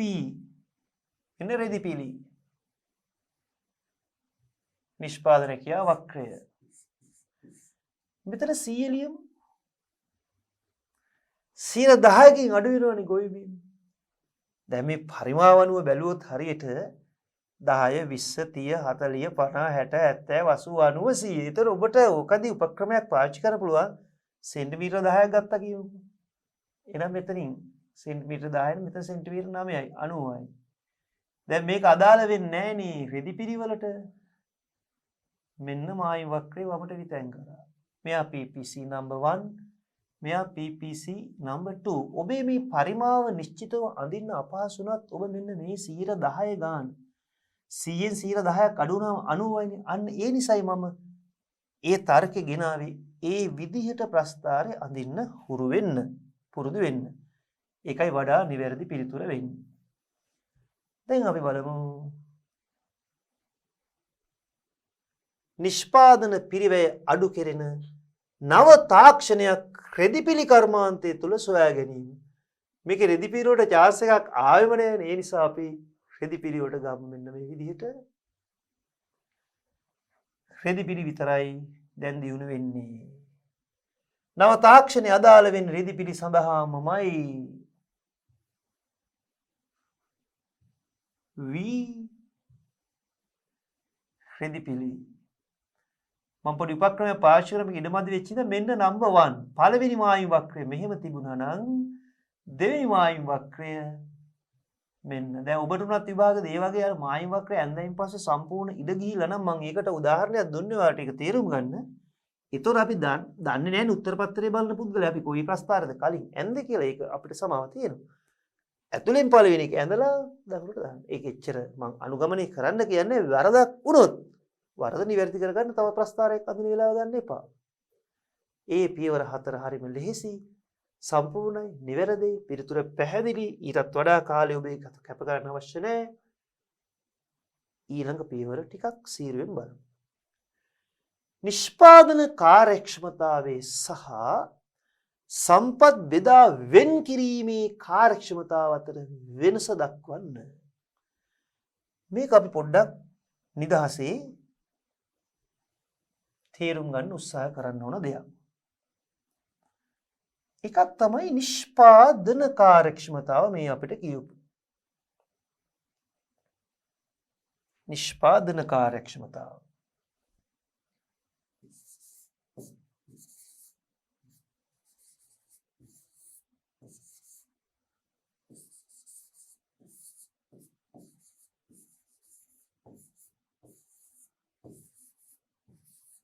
ඔබ දන්නවා නිෂ්පාදන කාර්යක්ෂමතාව කියන්නේ පූර්ණ සේවා නියුක්තිය හා පූර්ණ නිෂ්පාදනය කියන කරුණු දෙකම එකවර සම්පූර්ණ වන තත්ත්වයක්. පූර්ණ සේවා නියුක්තිය හා පූර්ණ නිෂ්පාදනය කියන කරුණු දෙකම එකවර සම්පූර්ණ වන තත්ත්වයක් තමයි නිෂ්පාදන කාර්යක්ෂමතාවය කියන්නේ. මෙතන එක අතකින් පූර්ණ සේවා නියුක්තිය මට ඉඳ තියාගන්නයි මම මේ වචනේ මෙතෙන් දෙවෙනි පිළිවෙලට ගෙනාවේ සහ අනිත් පැත්තෙන් පූර්ණ නිෂ්පාදනය. ඔබට මතකයි මුල්ම ඒකකවලදී අපි කතා කරා පූර්ණ සේවා නියුක්තියෙන් වෙන්නේ වර්තමාන අවශ්‍යතා සඳහා වඩා ප්‍රශස්ත ආකාරයෙන් සම්පත් ප්‍රයෝජන ගැනීම. පූර්ණ නිෂ්පාදනය කියන්නේ ඒ අවශ්‍යතාවලට ගැළපෙන පරිදි ගුණාත්මකව භාණ්ඩය නිෂ්පාදනය කිරීම. මේ දෙකම අපි පෙන්වන්නේ නිෂ්පාදන හැකියාව මායිම් වක්‍රයක් මතු පිට ලක්ෂයක. මෙයයි කියම නිෂ්පාදන හැකියාව මායිම් වක්‍රය මේ මතු පිට තියෙන කවර හෝ ලක්ෂයක නිෂ්පාදන කාර්යක්ෂමතාවයේ සහතික වෙනවා. මේ නිෂ්පාදන කාර්යක්ෂමතාවය තුළ පූර්ණ සේවා නියුක්තිය හා පූර්ණ නිෂ්පාදනයේ කරුණු දෙකම අදාළයි. සම්පත් බෙදා වෙන් කිරීමේ කාර්යක්ෂමතාවය කියන්නේ ඊට වඩා තරමක් වෙනස් සංකල්පයක්. ඒ මොකක්ද කියලා බලමු. මෙන්න බලන්න.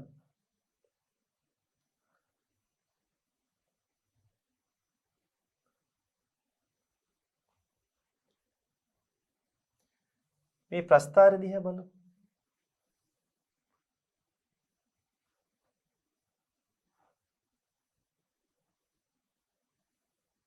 මේ සමාජීය කැමැත්ත අනුව අපි හිතමු මේ වචන පොඩ්ඩක් හුරු වෙන්න තව ඉදිරියේදී වෙනදපළ ආර්ථිකයේදී ඉල්ලුම සැපයුම කියලා මේවා ඉතා ගැඹුරින් සාකච්ඡා කළා නැවත මේ වගේ තර්කයක් පැහැදිලි කරනවා. ඉතින් මේ විෂය නිර්දේශයේ එක මාතෘකාවක් එක නිපුණතාවක් එතනින් හරියටම කපලා වෙන් කරලා පැහැදිලිවම වෙනම ගබඩා කරන්න බෑ. ඒ පළවෙනි නිපුණතාවයේ තියෙන දේවල් දෙවෙනි නිපුණතාවයට යනවා. ඒක ඉගෙනගත්තු දැනුම. ඒතර දෙවෙනි නිපුණතාවයේ තියෙන දේවල් පළවෙනි නිපුණතාවයට සම්බන්ධ ඒවා තියෙනවා. ඒ නිසා මේ ප්‍රශ්නයක් අහනකොට ඒ ප්‍රශ්නේ විෂය ඉගෙන ගන්නකොට ඒ විෂය ඇතම් කරුණු තව තවත් කරුණු කාරණා සමග සම්බන්ධයි. ඉතින් මේ සම්බන්ධතාවයක් තියෙද්දී අපිට ඒ නිසා මේ ප්‍රශ්නේ අයින් කරලා ඔබට හොඳට පැහැදිලි වෙන ප්‍රශ්න උත්තර විතරක් කියලා දෙන්න තරම් අපි මේ කාර්යය සහැල්ලු කරන්නේ. ඒ නිසා මෙතනදී හොඳින් බලන්න මේ සම්පත් බෙදා හැරීමේ කාර්යක්ෂමතාවය තුල වැදගත් වෙනවා සමාජයේ කැමැත්ත, ඉල්ලුම, සැපයුම. ඔය වචන දෙක දැනට තේරුම් ගන්නකො ගනුදෙනු. ඊතර මේ සම්පත් බෙදා වෙන් කිරීමේදී ඔන්න ඔය සමාජයේ කැමැත්ත අනුව මේ ඉල්ලුම සැපයුම දෙක එකට සමාන වෙන අර මිල යන්ත්‍රණයේ අදෘශ්‍යමාන බලවේගයේ මත තීරණය වෙච්ච කතන්දරේ මතක් කරන්නකො. මෙතන ඉල්ලුවට මෙතන සපයන්න කෙනෙක් නැහැ, මෙතන සැපයුවට එතන ඉල්ලන්න කෙනෙක් නැහැ. මේ එක වෙන කිසි තැනක ඉල්ලුම සැපයුම එකිනෙක සමාන වෙන්නේ නැහැ. නමුත් කිසියම් ආකාරයේ කේන්ද්‍රාභිසාරී වචන ගැඹුරු වැඩනවට කලබල වෙන්න එපා. මම කියලා දෙන්නම්. බලවේගයක් මත අදෘශ්‍යමාන ලෙස මෙන්න මෙතෙන්ට ආවොත් මේ රටේ සම්පත්තිය නම් යොමු වෙලා තියෙන්නේ කුමක්, කොපමණ, කෙසේ, කා සඳහාද කියන ප්‍රශ්න වලට උත්තර දෙද්දී සම්පත් බෙදා හැරීම පිළිබඳ ප්‍රශ්නේදී කුමක් කොපමණද කියන ප්‍රශ්නේ තීන්දුව හරියට ඇවිල්ලා තිනවා. සමාජයේ ඉල්ලුම හා සැපයීමට ගැළපෙන ප්‍රමාණයක් නිපදවන්න. ඔන්න ඔතන තමයි සම්පත් බෙදා හැරීමේ කාර්යක්ෂමතාව. සම්පත් බෙදා හැරීමේ කාර්යක්ෂමතාව කියන්නේ ඔන්න ඔය රූප සටහනෙන් කියවෙන දේ. දැන් ඔය දෙක අපි බලමු පිළිතුර තුල ඒකට අපිට දෙන සංඥාව මොකක්ද? අපි කොයි වගේ පිළිතුරක්ද ඉදිරිපත් වේ යුත්තේ? මං ඒ පැහැදිලි කිරීම වලින් මේ පිළිතුර ඔබට හොඳින් තහවුරු කරගන්න අවශ්‍ය පරිසරයයි නිර්මාණය කළේ. බලමු හිමින්. යම් දෙන ලද සම්පත් ප්‍රමාණයකින් දෙන ලද ඒ වචන නිතර එනවා. ඒ කියන්නේ පවතින සම්පත් ප්‍රමාණය. උපරිම නිමැවුමක් ලබා ගැනීම නිෂ්පාදන කාර්යක්ෂමතාවය. තියෙන සම්පත් වලින් උපරිම නිමැවුමක් ලබා ගැනීම. එහෙම නොවුනොත් ඒක නිෂ්පාදන අකාර්යක්ෂමතාවයක් වෙනවනේ. යම් භාණ්ඩයක් නිපදවීම සඳහා වැයවන යෙදවුම් ප්‍රමාණය අවම වීම. ඒ කියන්නේ අවම යෙදවුම් වලින් නිමැවුම් වැඩි කරගන්න ඕන. නිෂ්පාදන කාර්යක්ෂමතාව සඳහා අවශ්‍ය කොන්දේසි දෙකකි. අපි හොඳින්ම දන්නවා මේ කොන්දේසි දෙක මොනවද? දැන් කියලා හොඳින් මතකයි. පූර්ණ සේවා නියුක්තිය, පූර්ණ නිෂ්පාදනය. මෙම තත්ත්වයට ආර්ථිකයේ සෑම විටම නිෂ්පාදන හැකියාව මායිම් වක්‍රය මත පිහිටයි. ආර්ථිකයකට වෙනත් භාණ්ඩයක නිෂ්පාදනයේ අඩු නොකොට කිසියම් භාණ්ඩයක් නිෂ්පාදනයේ වැඩි කළ නොහැකි තත්ත්වයක් පවතී නම් එහිදී නිෂ්පාදන කාර්යක්ෂමතාව පවතී. මොකක්ද ඒ කියන්නේ? එතනින් කියවෙන්නේ මෙන්න මේකයි. මම නැවතත් පෙන්නනවා. ඔබට වැඩි වෙන්නේ නැහැ. මේ මෙතනින් පරිසමාප්තයි. මේ ඒකකේ නිසා නැවතත් කියලා දෙනවා. දැන් මෙන්න බලන්න. නිෂ්පාදන හැකියාව මායි වක්‍රය මෙහිම ඇඳයින් පස්සේ අපි මේකේ මතු පිට කවර හෝ ලක්ෂ කීපයක් ලකුණු කරගනිමු. මෙන්න A, මෙන්න B. දැන් A සිට B දක්වා හෝ B සිට A දක්වා සංයෝගය වෙනස් කරන්න නම්, ඒ කියන්නේ එක නිෂ්පාදනයක එක භාණ්ඩයක නිෂ්පාදනය වැඩි කරන්න නම් අනිවාර්යයෙන්ම A සිට B දක්වා ගියොත් මේ පැත්තේ දැක්වෙන X භාණ්ඩයේ නිෂ්පාදනය වැඩි කරන්න නම් මේ පැත්තේ දැක්වෙන Y භාණ්ඩයේ නිෂ්පාදනය අඩු කරන්න වෙනවා. මම මේ සංකේතවල වැඩි වෙනවා අඩු වෙනවා කියන්නේ. එහෙනම් මේ නිෂ්පාදන කාර්යක්ෂමතාවයෙන් සමන්විත මායි වක්‍රයේ මතු පිට පිහිටි කවර හෝ ලක්ෂයක සිට තවත් ලක්ෂයකට යනවා නම් එක් භාණ්ඩයක් වැඩිපුර නිපදවන්න අනෙක් භාණ්ඩයේ කැප කළ යුතුයමයි. ආවස්තික පිරිවැයක් තියෙනවාමයි. අන්න ඒ යෙදුම පැහැදිලි කරගෙන නැවත පිළිතුරට යමු. මෙන්න ඔබ ඉදිරිපත් කරන පිළිතුර සැලසුම්ගත පිළිතුර මේ බලන්න. මෙන්න මේ දේ කියවන්න ඕනේ. වෙනත් භාණ්ඩයක නිෂ්පාදනය අඩු නොකොට ඒ කියන්නේ එක අක්ෂයක් දිගේ කැප නොකර කිසියම් භාණ්ඩයක නිෂ්පාදනය වැඩි කරන්න බෑ. මායිම් වක්‍රයේ එක් අක්ෂයක් දිගේ ඈතට යන්න නම් අනික් අක්ෂයෙන් කැප කරන්නම් වෙනවා. අන්න ඒකයි නිෂ්පාදන කාර්යක්ෂමතාවය. ඒ කියන්නේ මායිම් වක්‍රයේ මතු පිට පිහිටි ලක්ෂයක්මයි දැන් සම්පත් බෙදීමේ කාර්යක්ෂමතාවය යනු ඊට වඩා වෙනස්. ඊට වඩා වෙනස්.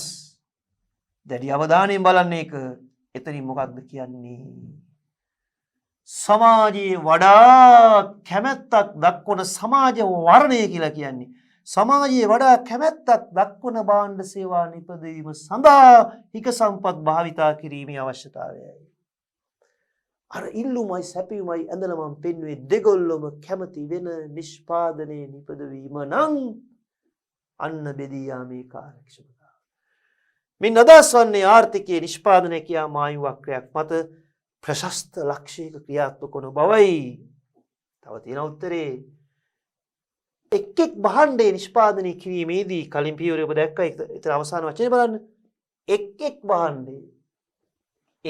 භාණ්ඩය නිෂ්පාදනය කිරීමේදී භාණ්ඩයේ මිල දැන් ඔබට නුපුරුදු වචනයක් ආගන්තුක වචනයක් කියනවා. ඒක මම කියලා දෙන්නම්. විශේෂයෙන් බලාගන්න. හොඳම තැනට ඇවිල්ලා තියෙන්නේ. මිල ආන්තික පිරිවැයට සමාන වූ ඊට ප්‍රශස්ත තත්ත්වයේ නිර්මාණය වෙයි. දැන් ওই තීර යෙදුම් ඔබට ආගන්තුකයි. ඒ බව මම දන්නවා. කමක් නැහැ බලමු. මේ බලන්න.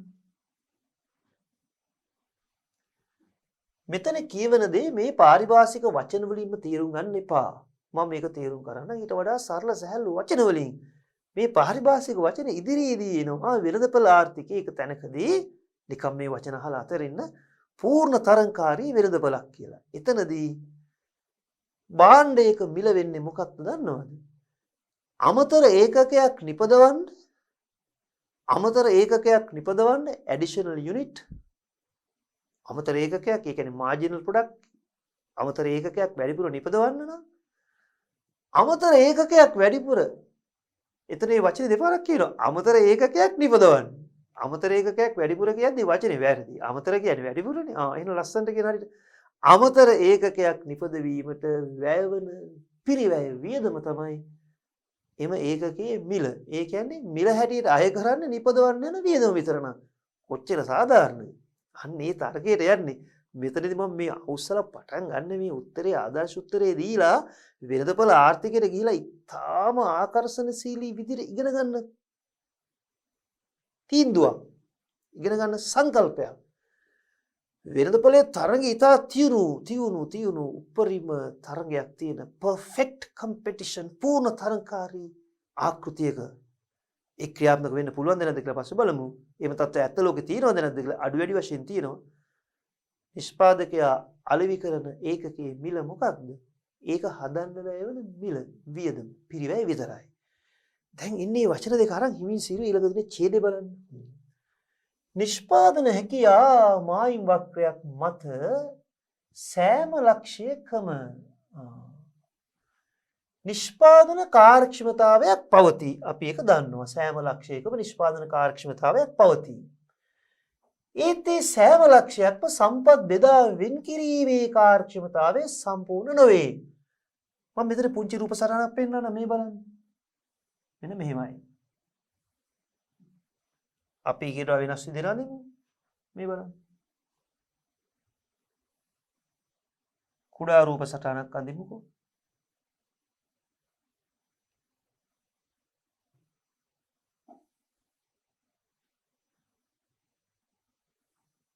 ඔන්න බලන්න මේ වාක්‍ය හිමින් සීරිය මේකට සම්බන්ධ කරන්න.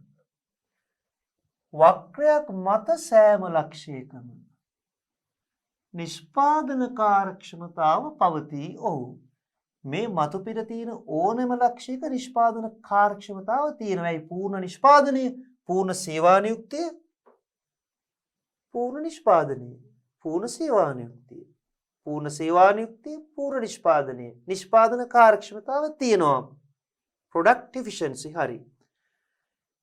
හැබැයි ඒ හැම ලක්ෂයකම සම්පත් බෙදා හැරීමේ කාර්යක්ෂමතාව සම්පූර්ණ වේ. ඒමනම් ඒවා අතරින් එක ලක්ෂයක විතරයි ඔය බෙදා හැරීමේ කාර්යක්ෂමතාවය තීන්දුව වෙන්නේ එය ප්‍රශස්ත නිමැවුම් සංයෝගයේ ලෙස හඳුන්වයි. ඒ ආර්ථික කාර්යක්ෂමතාව නිරූපණය කරයි. මම මේක අවස්ථාවක් කරගන්නවා මේ රූප සටහන ඔබට හොඳින් මුල් වරට පැහැදිලි කරන්න. බලමු. මේ සංකල්ප ඉදිරියේදී නැවත මුණ ගැසෙනවා. අපි අත්දැකීමක් ගනිමු මෙහෙම. හොඳයි. හොඳින් අවධානය යොමු කරන්න. මේ අඳින රූප සටහන සිරස් අතට ඔහොම පහළට අදින්න පුළුවන්. මම මේක තිරස් අතට අදිනවා. ඒත් නෙවැරදි. අපිට මේ බෝඩ් එක පාවිච්චි කරන්න පුළුවන් හැඩය අනුව. මේක පහළට අඳින්න පුළුවන් ඔබට ඔබ අතේ තියෙන කඩදාසිය අනුව. එක A4 size කඩදාසියක් නම් පහළට අදින එක ලේසියි. එහෙනම් ඔබට A4 size කඩදාසිය අනිත් පැත්ත හරගත්තොත් මේ පැත්තට අදින්න පුළුවන්. ඕකයි මම මේ කියන්නේ. බලන්න රූප සටහන මේ මුල් වරටයි මේ වගේ රූප සටහනක් ඔබ මෙතරම් විස්තරාත්මකව දකින්නේ පියවරින් පියවර අවශ්‍ය උපරිම තැනට ඇවිත්. මෙන්න බලන්න.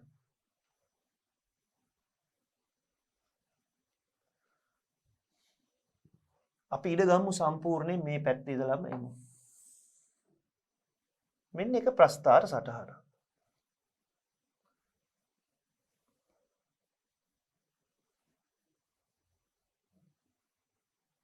අපි ඊට සමාන්තර වගේ තව ප්‍රස්ථාර සටහනක් මේ පැත්තේ ඇඳගනිමු.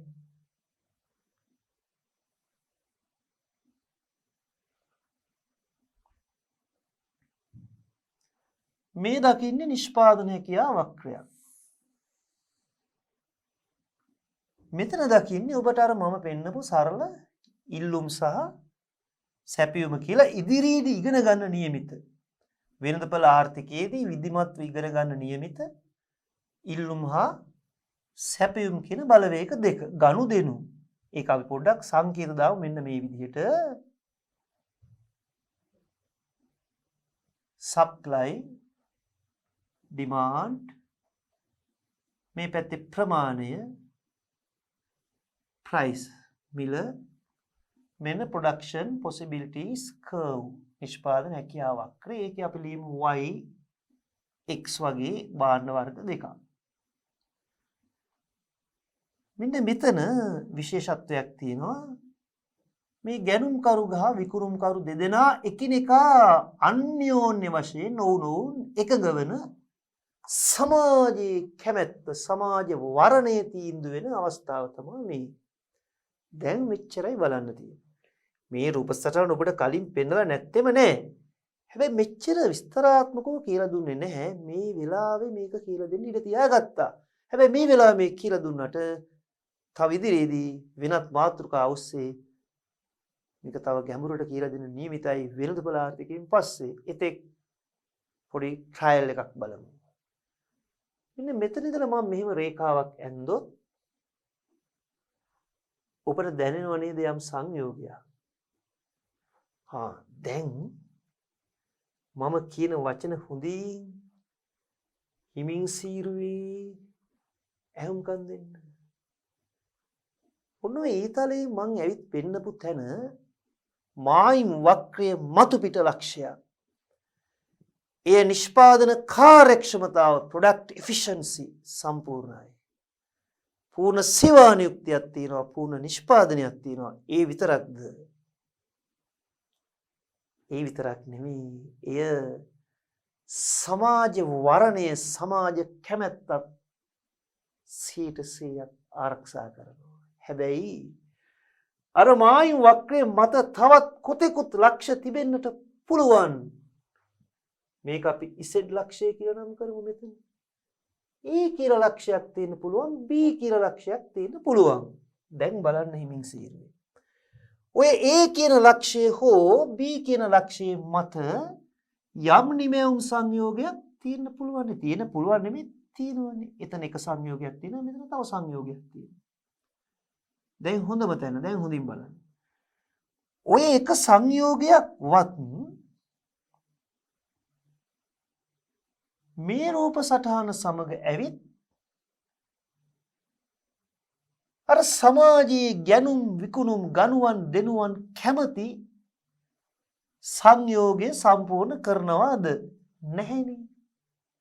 මේ A ලක්ෂයනුත් දැක්වෙනවා, B ලක්ෂයනුත් දැක්වෙනවා, Z ලක්ෂයනුත් දැක්වෙනවා. ප්‍රොඩක්ට් එෆිෂන්සි නිෂ්පාදන කාර්යක්ෂමතාව මායු වක්‍රයේ මතු පිට ඕනම ලක්ෂයක් නිෂ්පාදන කාර්යක්ෂමතාවෙන් යුක්තයි. නමුත් ඔබට දැනෙනවා නිෂ්පාදන කාර්යක්ෂමතාව තිබූ පමණින් සමාජයේ කැමැත්ත තීන්දුව වෙන්නේ නැහැ. මේ A කියන ලක්ෂයේදීවත් B කියන ලක්ෂයේදීවත් වෙන අන් කවර ලක්ෂයකදීවත් මේ Z ලක්ෂයෙන් දැක්වෙන සුවිශේෂී සංයෝගය නෑ. ඇයි? Z ලක්ෂයෙන් අපිට කියන තැන ඉතා සුවිශේෂයි. ගැනුම්කරුවන් විකුණුම්කරුවන් දෙපිරිසම එකගයි, දෙපිරිසම කැමතියි. ඒ දෙපිරිසම කැමති සමාජ වර්ණයට අදාළ සංයෝගය තමයි මෙන්න මෙතන නිපදවලා තියෙන්නේ. ඒබන නිෂ්පාදන හැකියාව මායිම් වක්‍රයක් මත එවැනි සංයෝගයක් ආවොත් ඒකට අපි කියනවා ලස්සන වචනයක් ප්‍රශස්ත නිමැවුම් සංයෝගය. Optimum product mix. ප්‍රශස්ත නිමැවුම් සංයෝගය. මේ පිළිතුර තුල තියෙන මේ ඇතැම් වචන, මේ සංකේත, මේ නිර්මාණය කරපු පිළිවෙත තුල ඔබට යම් කුතුහලයක්, ආගන්තුක බවක්, අලුත් බවක් දැනුණා. මට අවශ්‍ය වුණා ඒ මට්ටමින් ඒ දේ කියලා දෙන්න. මේ ඒක අවසන් කළා නෙමෙයි. මේ කොටස වෙළඳපොළ ආර්ථික ඒකකයේදී ඔබට සවිස්තරාත්මකව මුණ ගැහෙනවා. ඉල්ලුම ඩිමාන්ඩ් වෙනම මාතෘකාවක්, සප්ලයි සැපයුම. මෙතන එනවා මම මේ වචනේ කිව්වේ නෑ සමතුලිතය. පසුව මේ ඉල්ලුම සහ සැපයුම කියලා මම මේ මොහොතේ පෙන්වන වක්‍රවලට තව නම් එනවා. නිකන් ඒ වචන අහලා අතාරින්න. ඒවා කියලා දෙන්නම්. ආන්තික ප්‍රතිලාභ marginal benefits, ආන්තික පිරිවැය marginal cost, optimal product mix, optimum product mix, ප්‍රශස්ත නිවැයුම් සංයෝගයේ ඒ වචන හිමින් එකින් එක විස්තරාත්මකව උගන්වන්න තව කල් වැඩි, වේලාසන වැඩි. අවශ්‍ය තැනදී කියලා දෙන්නම්. නමුත් මේ වගේ නිමාවක් මේ පිළිතුරට අවශ්‍යයි. ඒ නිසා ඒ ගැන කලබල වෙන්න එපා. මේ ආරම්භයේ පමණයි. නැවත අපි දෙවන ඒකකයේදී, දෙවන උප ඒකකයේදී ඒ කොට සාකච්ඡා කරනවා. දැන් අපි මේ වැඩ කොටසේ මේ පරිච්ඡේදයේ අවසන් මිනිත්තු කිහිපය දැන් අපි 2016 බහුවර්ණ ප්‍රශ්න ඉක්මනින් බලමු. හරිම ලෙහෙසියි. දැන් අවුරුදු 4ක් විභාග ලියපු කට්ටිය ඔයගොල්ලෝ අවුරුදු 4ක පහුගිය ප්‍රශ්න පත්‍ර උත්තර ලිව්වා. ඊට පස්සේ පස්වෙනි අවුරුද්ද ඊගාවට අපි අනාගත ප්‍රශ්නත් සාකච්ඡා කරනවා. past papers විතරක් නෙමෙයි future papers ඒවත් කතා කරනවා. past future, past present future ඔක්කොම කතා කරනවා. හරි. ඔන්න බලන්න ඊළඟ බහුවර්ණ ප්‍රශ්නේ.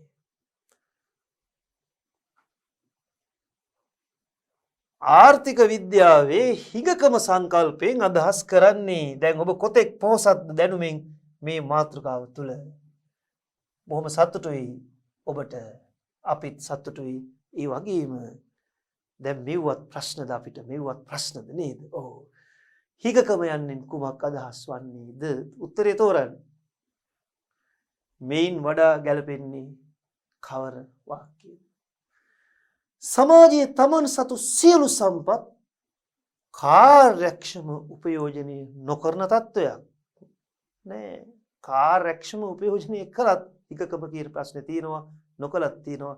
ඒක ගැළපෙන වාක්‍යයක් නෙමෙයි. දෙවෙනි වාක්‍ය බලන්න එකිනෙකට වෙනස් ස්වභාවයේ වාක්‍යවල. පවත්නා සම්පත් වලින් මිනිසුන්ගේ උවමනා කිසිසේත් සපුරාගත නොහැකි තත්ත්වයක්. ඒක පොඩ්ඩක් කොහොම තියන්න මේ කිසිසේත් කියනකොට ටිකක් අවධාරණය වැඩි. යම් ප්‍රමාණයකින් සපුර ගන්න පුළුවන්. ඒකෙන් අදහස් වෙන්නේ මේ කිසිසේත් සපුරාගත නොහැකි කියන එක අදහස් වෙන්නේ යම් තරමකින්වත් සපුරාගත නොහැකි කියන එක නෙමෙයි. ඒ වාක්‍යේ හඬ ඇහෙනකොට ඒ තියෙන ඒ පැටර්න් එකේ ස්ටයිල් එකත් එක්ක ටිකක් ව්‍යාකූල වෙන්න පුළුවන්. දැන් බලන්නකො හරි උත්තරයක් තියෙද කියලා ඊට යටින් වාක්‍යවල. ඒක අයින් කරන්න නම්. සෑම සමාජයකම කිසියම් සමාජික පිරිසක් දිලින්දන් ලෙස ජීවත් වන තත්වයකි. ඒක නෙමෙයි හිගකම කියන්නේ. ඕනම සමාජයක දිලින්දන් ඉන්නවා කියන එක සාමාන්‍ය දෙයක්. සාපේක්ෂව. සමාජීය වශයෙන් මම හතරවෙනි අංක කියන්නේ හිතකර භාණ්ඩ හා සේවා නිපදවනවා වෙනුවට නොවැදගත් භාණ්ඩ හා සේවා උමනාවටත් වඩා නිපදවන තත්වයකි. කොහොමටවත් ගැලපෙන්නේ නැහැ මේ වාක්‍යයක්. නිෂ්පාදන කාර්යක්ෂමවත් බෙදා හැරීම අකාර්යක්ෂම පවතින තත්වයක්. හරි වාක්‍ය මොකද්ද? මිනිසුන්ගේ උවමනා සපුරාගත නොහැකි තත්වයක්. පවත්නා සම්පත් වලින් සියලු උවමනා සපුරා ගන්න බැරි නිසායි මේ කියන්නේ මිනිසුන්ගේ උවමනා කිසිසේත් සපුරාගත නොහැකි තත්වයක් කියන යෙදුමෙන් කියවෙන්නේ. හරි. දැන් ඒ වගේ tamunට මේ යෙදුම ගැළපෙන නොගැළපෙන බව අතර යම්කිසි ගැටලුවක් ඇති වුණා වෙන්න පුළුවන්. කිසිසේත් කියන වචනේත් එක්ක. නමුත් අනිත් වචනත් එක්ක සංසන්දනය කළ බලන්න. ඒතර ඔබට ඊට වඩා නිවැරදි පිළිතුරක් ලැබෙන්නේ නැහැ. නිෂ්පාදන හැකියාව මායිම් වක්‍ර ඊළඟ ප්‍රශ්නය අංක 2. මූලයට අවතල හැඩයකින් යුතුව අඳිනු ලබන්නේ උත්තරේ එනව නේද? බලමු. කවර හෝ භාණ්ඩයක් වැඩිපුර නිපදවන විට ඒ ආවස්තික පිරිවැය පහළ බසින බව පිළිබිඹු කිරීමට අඩු වෙනවා කියලා කියන්නේ. නෑ වෙන්න බෑ. මූලයට අවතල නම් ආවස්තික පිරිවැය වැඩි වෙනවනේ ක්‍රමයෙන් වැඩි වෙනවනේ. එහෙනම් පළවෙනි වාක්‍ය වෙන්න බෑ. 2. ආර්ථිකයේ සතු සම්පත් වල හිගකම පිළිබිඹු කිරීමටය මූලයට අවතල වුණත් නැතත් මොන හැඩය ගත්තත් හිගකම පිළිබිඹු වෙනවා. අපි බලමු.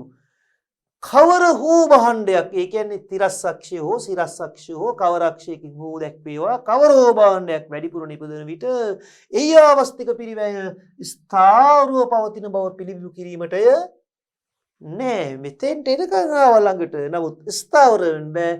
මූලයට අවතල නම් වැඩි වෙන්න ඕන. එහෙමනම් ඒ උත්තරෙත් අපිට පිළිගන්න බෑ. ආර්ථිකයක සම්පත් බෙදා හැරීමේ සාධාරණත්වයේ පිළිබිඹු කිරීමය. කොහොමටත් වෙන්න බෑනේ. පචයක් නේ ඒක. එන ඉතුරු එක බලන්න. කවර හෝ භාණ්ඩයක් ඒ කියන්නේ කවර අක්ෂයකින් දැක්කුවත් වැඩිපුර නිපදවන විට එහි ආවස්තික පිරිවැය ඉහළ නගින කියන්නේ ක්‍රමයෙන් වැඩි බව පිළිබිඹු කිරීමටය නිවැරදි පිළිතුර අංක 5. පැහැදිලි? අපි ඊළඟ ප්‍රශ්නෙට. නිදහස් වෙළඳපොළ ආර්ථිකයක පහත සඳහන් කවර කරුණක් සාවද්‍ය වේද? මෙන්න ඔබට අලුත්ම අත්දැකීමක්. දැන් මේ අපි බොහෝ වෙලාවට තෝරන්නේ නිවැරදි ප්‍රශ්නනේ. දැන් මෙතන අපිට තෝරන්න වෙලා තියෙන්නේ සාවද්‍ය, නිර්වද්‍ය නෙමෙයි. වැරදි වාක්‍ය හොයන්න. වැරදි හොයන්න කවුරුත් දක්ෂයි. ගොඩක් වෙලාවට වැරදිනේ හොයන්නේ. වැරද්ද හොයන්නකො මේ වාක්‍ය පහින්. වැරදි වාක්‍ය. මිල ආර්ථිකයේ තරංකාරී නිෂ්පාදන ශේෂ්ත්‍ර අතර සම්පත් සමසේ බෙදාවෙන් කරයි. ලත්තැනම ලොප් වෙනව නේද අනිත් වාක්‍ය. බලන්න. ඉතින් ඊතුරු වාක්‍ය වලින් මොකද්ද කියන්නේ? මිල භාණ්ඩ සේවාවන්හි සාපේක්ෂ හිමිකම් සහ ඒවායේ නිෂ්පාදන පිරිවැය පෙන්눔 කරයි. නෑ. මිල සාපේක්ෂ මිල වෙනස්කම් ආයතනවල ලාභ නිර්ණය කරන සාධකයක් වන අතර ඒ නිෂ්පාදනයේ ධෛර්යමත් කිරීමට හෝ අධෛර්යමත් කිරීමට හෝ බලපායි. සාපේක්ෂ මිල වෙනස්කම් නිෂ්පාදන ආයතනවල ලාභ නිර්ණය කරන සාධකයක් වන අතර එබැවින් මේ නිෂ්පාදනයේ ධෛර්යමත් කිරීමට හෝ අධෛර්යමත් කිරීමට හෝ බලපායි. දැන් මේ වාක්‍ය තුල ලොකු පණිවිඩයක් කියනවා. අපි ඊළඟ වාක්‍යෙත් බලමු. එහෙම ඔක්කොම වාක්‍ය බලන්න. එකපාර දැක ගමන් උත්තරේ ක්ෂණිකව තීරණය කරන්නත් එපා. මිල භාණ්ඩ සේවා සඳහා පාරිභෝගිකයන්ගේ ගෙවීමට ඇති කැමැත්ත පිළිබඳ මිනුමක් වේ. දැන් ඔයාලට මතකද අපි හොයන්න යන්නේ මොකක්ද? වැරදි උත්තරේනේ හොයන්න යන්නේ. මිල භාණ්ඩයක් ලබා ගැනීම සඳහා කොපමණ කැප කළ යුතුද යන්න පිළිබඳ සංඥාවක් පාරිභෝගිකයන් ලබා දී. මේ 2 3 4 5 කියන වාක්‍ය සියල්ල කියවද්දී ඔබට දැනුණා මේ ගත යුතු පණිවිඩ අපිට කියනවා. දෙවෙනි කාරණේ සාපේක්ෂික මේවායි නිෂ්පාදන පිරිවැය මිල මත පුළුවන් හිගකම පිරිවැය තීන්දුව කරන්න. හරි. සාපේක්ෂ මිල වෙනස්කම් උස් පහත්කම් අඩු වැඩිකම් මිලෙහි ලාභ නිර්ණය කරන සාධකයක්. ඒක ඇත්ත. ඒ නිෂ්පාදනයේ ධෛර්යමත් හෝ අධෛර්යමත් මිල වැඩි නම් ධෛර්යමත් අඩු නම් අධෛර්යමත් මිල භාණ්ඩා සේවා සඳහා සංඥා දෙනවා. ඒකයි මේ කියන්නේ සංඥා සානුබල. මතකනේ සලාක සානුබල සංඥා. ඒ එවැනි ඉඟි බිඟි දෙනවා කියන එකයි මෙතන මිනුමක් කැමැත්ත පිළිබඳ මිනුමක්. ඒකත් හරි වාක්‍යයක්. ඒක නිර්වද්ද වාක්‍යයක්. මිල භාණ්ඩයක් ලබා ගැනීම සඳහා කොපමණ කැපකිරීම කළ යුතුද යන්න පිළිබඳ සංඥාව. අර අදහසම නැවතත් වරාවක් වෙනත් ආකාරයකින් දෙනවා. දැන් මතක තියාගන්න. ඔබට අලුත් අත්දැකීම මේ අපි තෝරන්නේ සාවද්‍ය ප්‍රකාශය සාවද්‍ය වාක්‍යය. එවනම් කෝකද වරදින්නේ? මිල ආර්ථිකයේ තරංකාරයේ නිෂ්පාදනය අතර සම්පත් සමසේ බෙදාවෙන් කරයි. මිල කවදාවත් සම්පත් සමසේ බෙදාවෙන් කරන්නේ නැහැ. නිවැරදි පිළිතුර හෙවත් සාවද්‍ය වාක්‍යයේ අංක 1.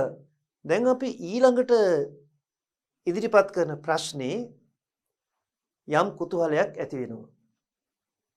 6 වෙනි බහුවර්ණ ප්‍රශ්නේ ඒ පැහැදිලිවම නිපුණතාංක දෙකටයි සම්බන්ධ වෙන්නේ. මම එතනින් ඔබට මේ තහවුරු කරන්නේ බහුවර්ණ ප්‍රශ්න පත්‍රයේ පළමු ප්‍රශ්න 5 දක්වා නිපුණතාංක 1 අලුත් අත්දැකීමක් ගනිමු මේ පරිච්ඡේදය අවසන් කරන්න මොහොතකට කලින්.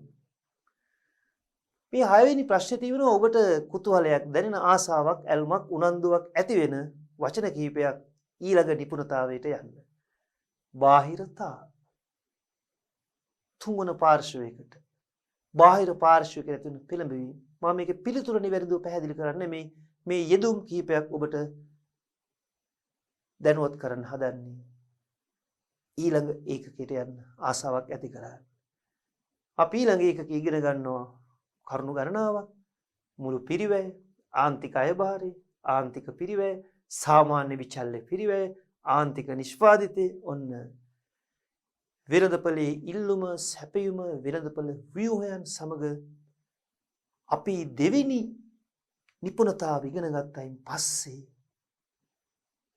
මේ පළවෙනි නිපුණතාව සඳහා අතිරේක ඒකකයක් ප්‍රශ්නෝත්තර සාකච්ඡා කළා වගේ එතනදී ප්‍රශ්නෝත්තර සාකච්ඡා කරනවා මේ ආකාරයෙන්ම පළවෙනි නිපුණතාවයට උපේකක 9ක් තිබුණා. අපි උපේකක 9 ඉවර කළා 10 වෙනි ඒකකයේ හැටියටයි 1.10 මේ ප්‍රශ්නෝත්තර සාකච්ඡා කරේ. දෙවෙනි නිපුණතාවයට ඒකක 12ක් තියෙනවා. අපි තව එකක් අතින් දාලා 13 වෙනි ඒකකයක් කරනවා. එතකොට ඔබ විභාගයේ පළවෙනි ප්‍රශ්න 2 සහ බහුවර්ණ කොටසේ ප්‍රශ්න 10ක් ඉක්මවා 100%ක්ම ලකුණු ගන්න ශක්තියක් ලැබෙනවා. ඒ විදිහට අපි මේ ගමන දිගට යද්දී ඔබටම වැටහිරව ඇති ඉදිරියේදී කොයිතරම් සාර්ථක ප්‍රතිඵල කොතරම් පහසුවෙන් ඔබට ලබා ගන්න පුළුවන්ද කියන එක. එහෙමනම් අපි ඊළඟට මුණ ගැහෙන්නේ නිපුණතා අංක 2 සිද්ධාන්ත කොටස. එහි උපකොටස් 12ක් සමග මගෙත් එක්ක දිග ගමනක් යන්න පුළුවන්. ඔබට ජය.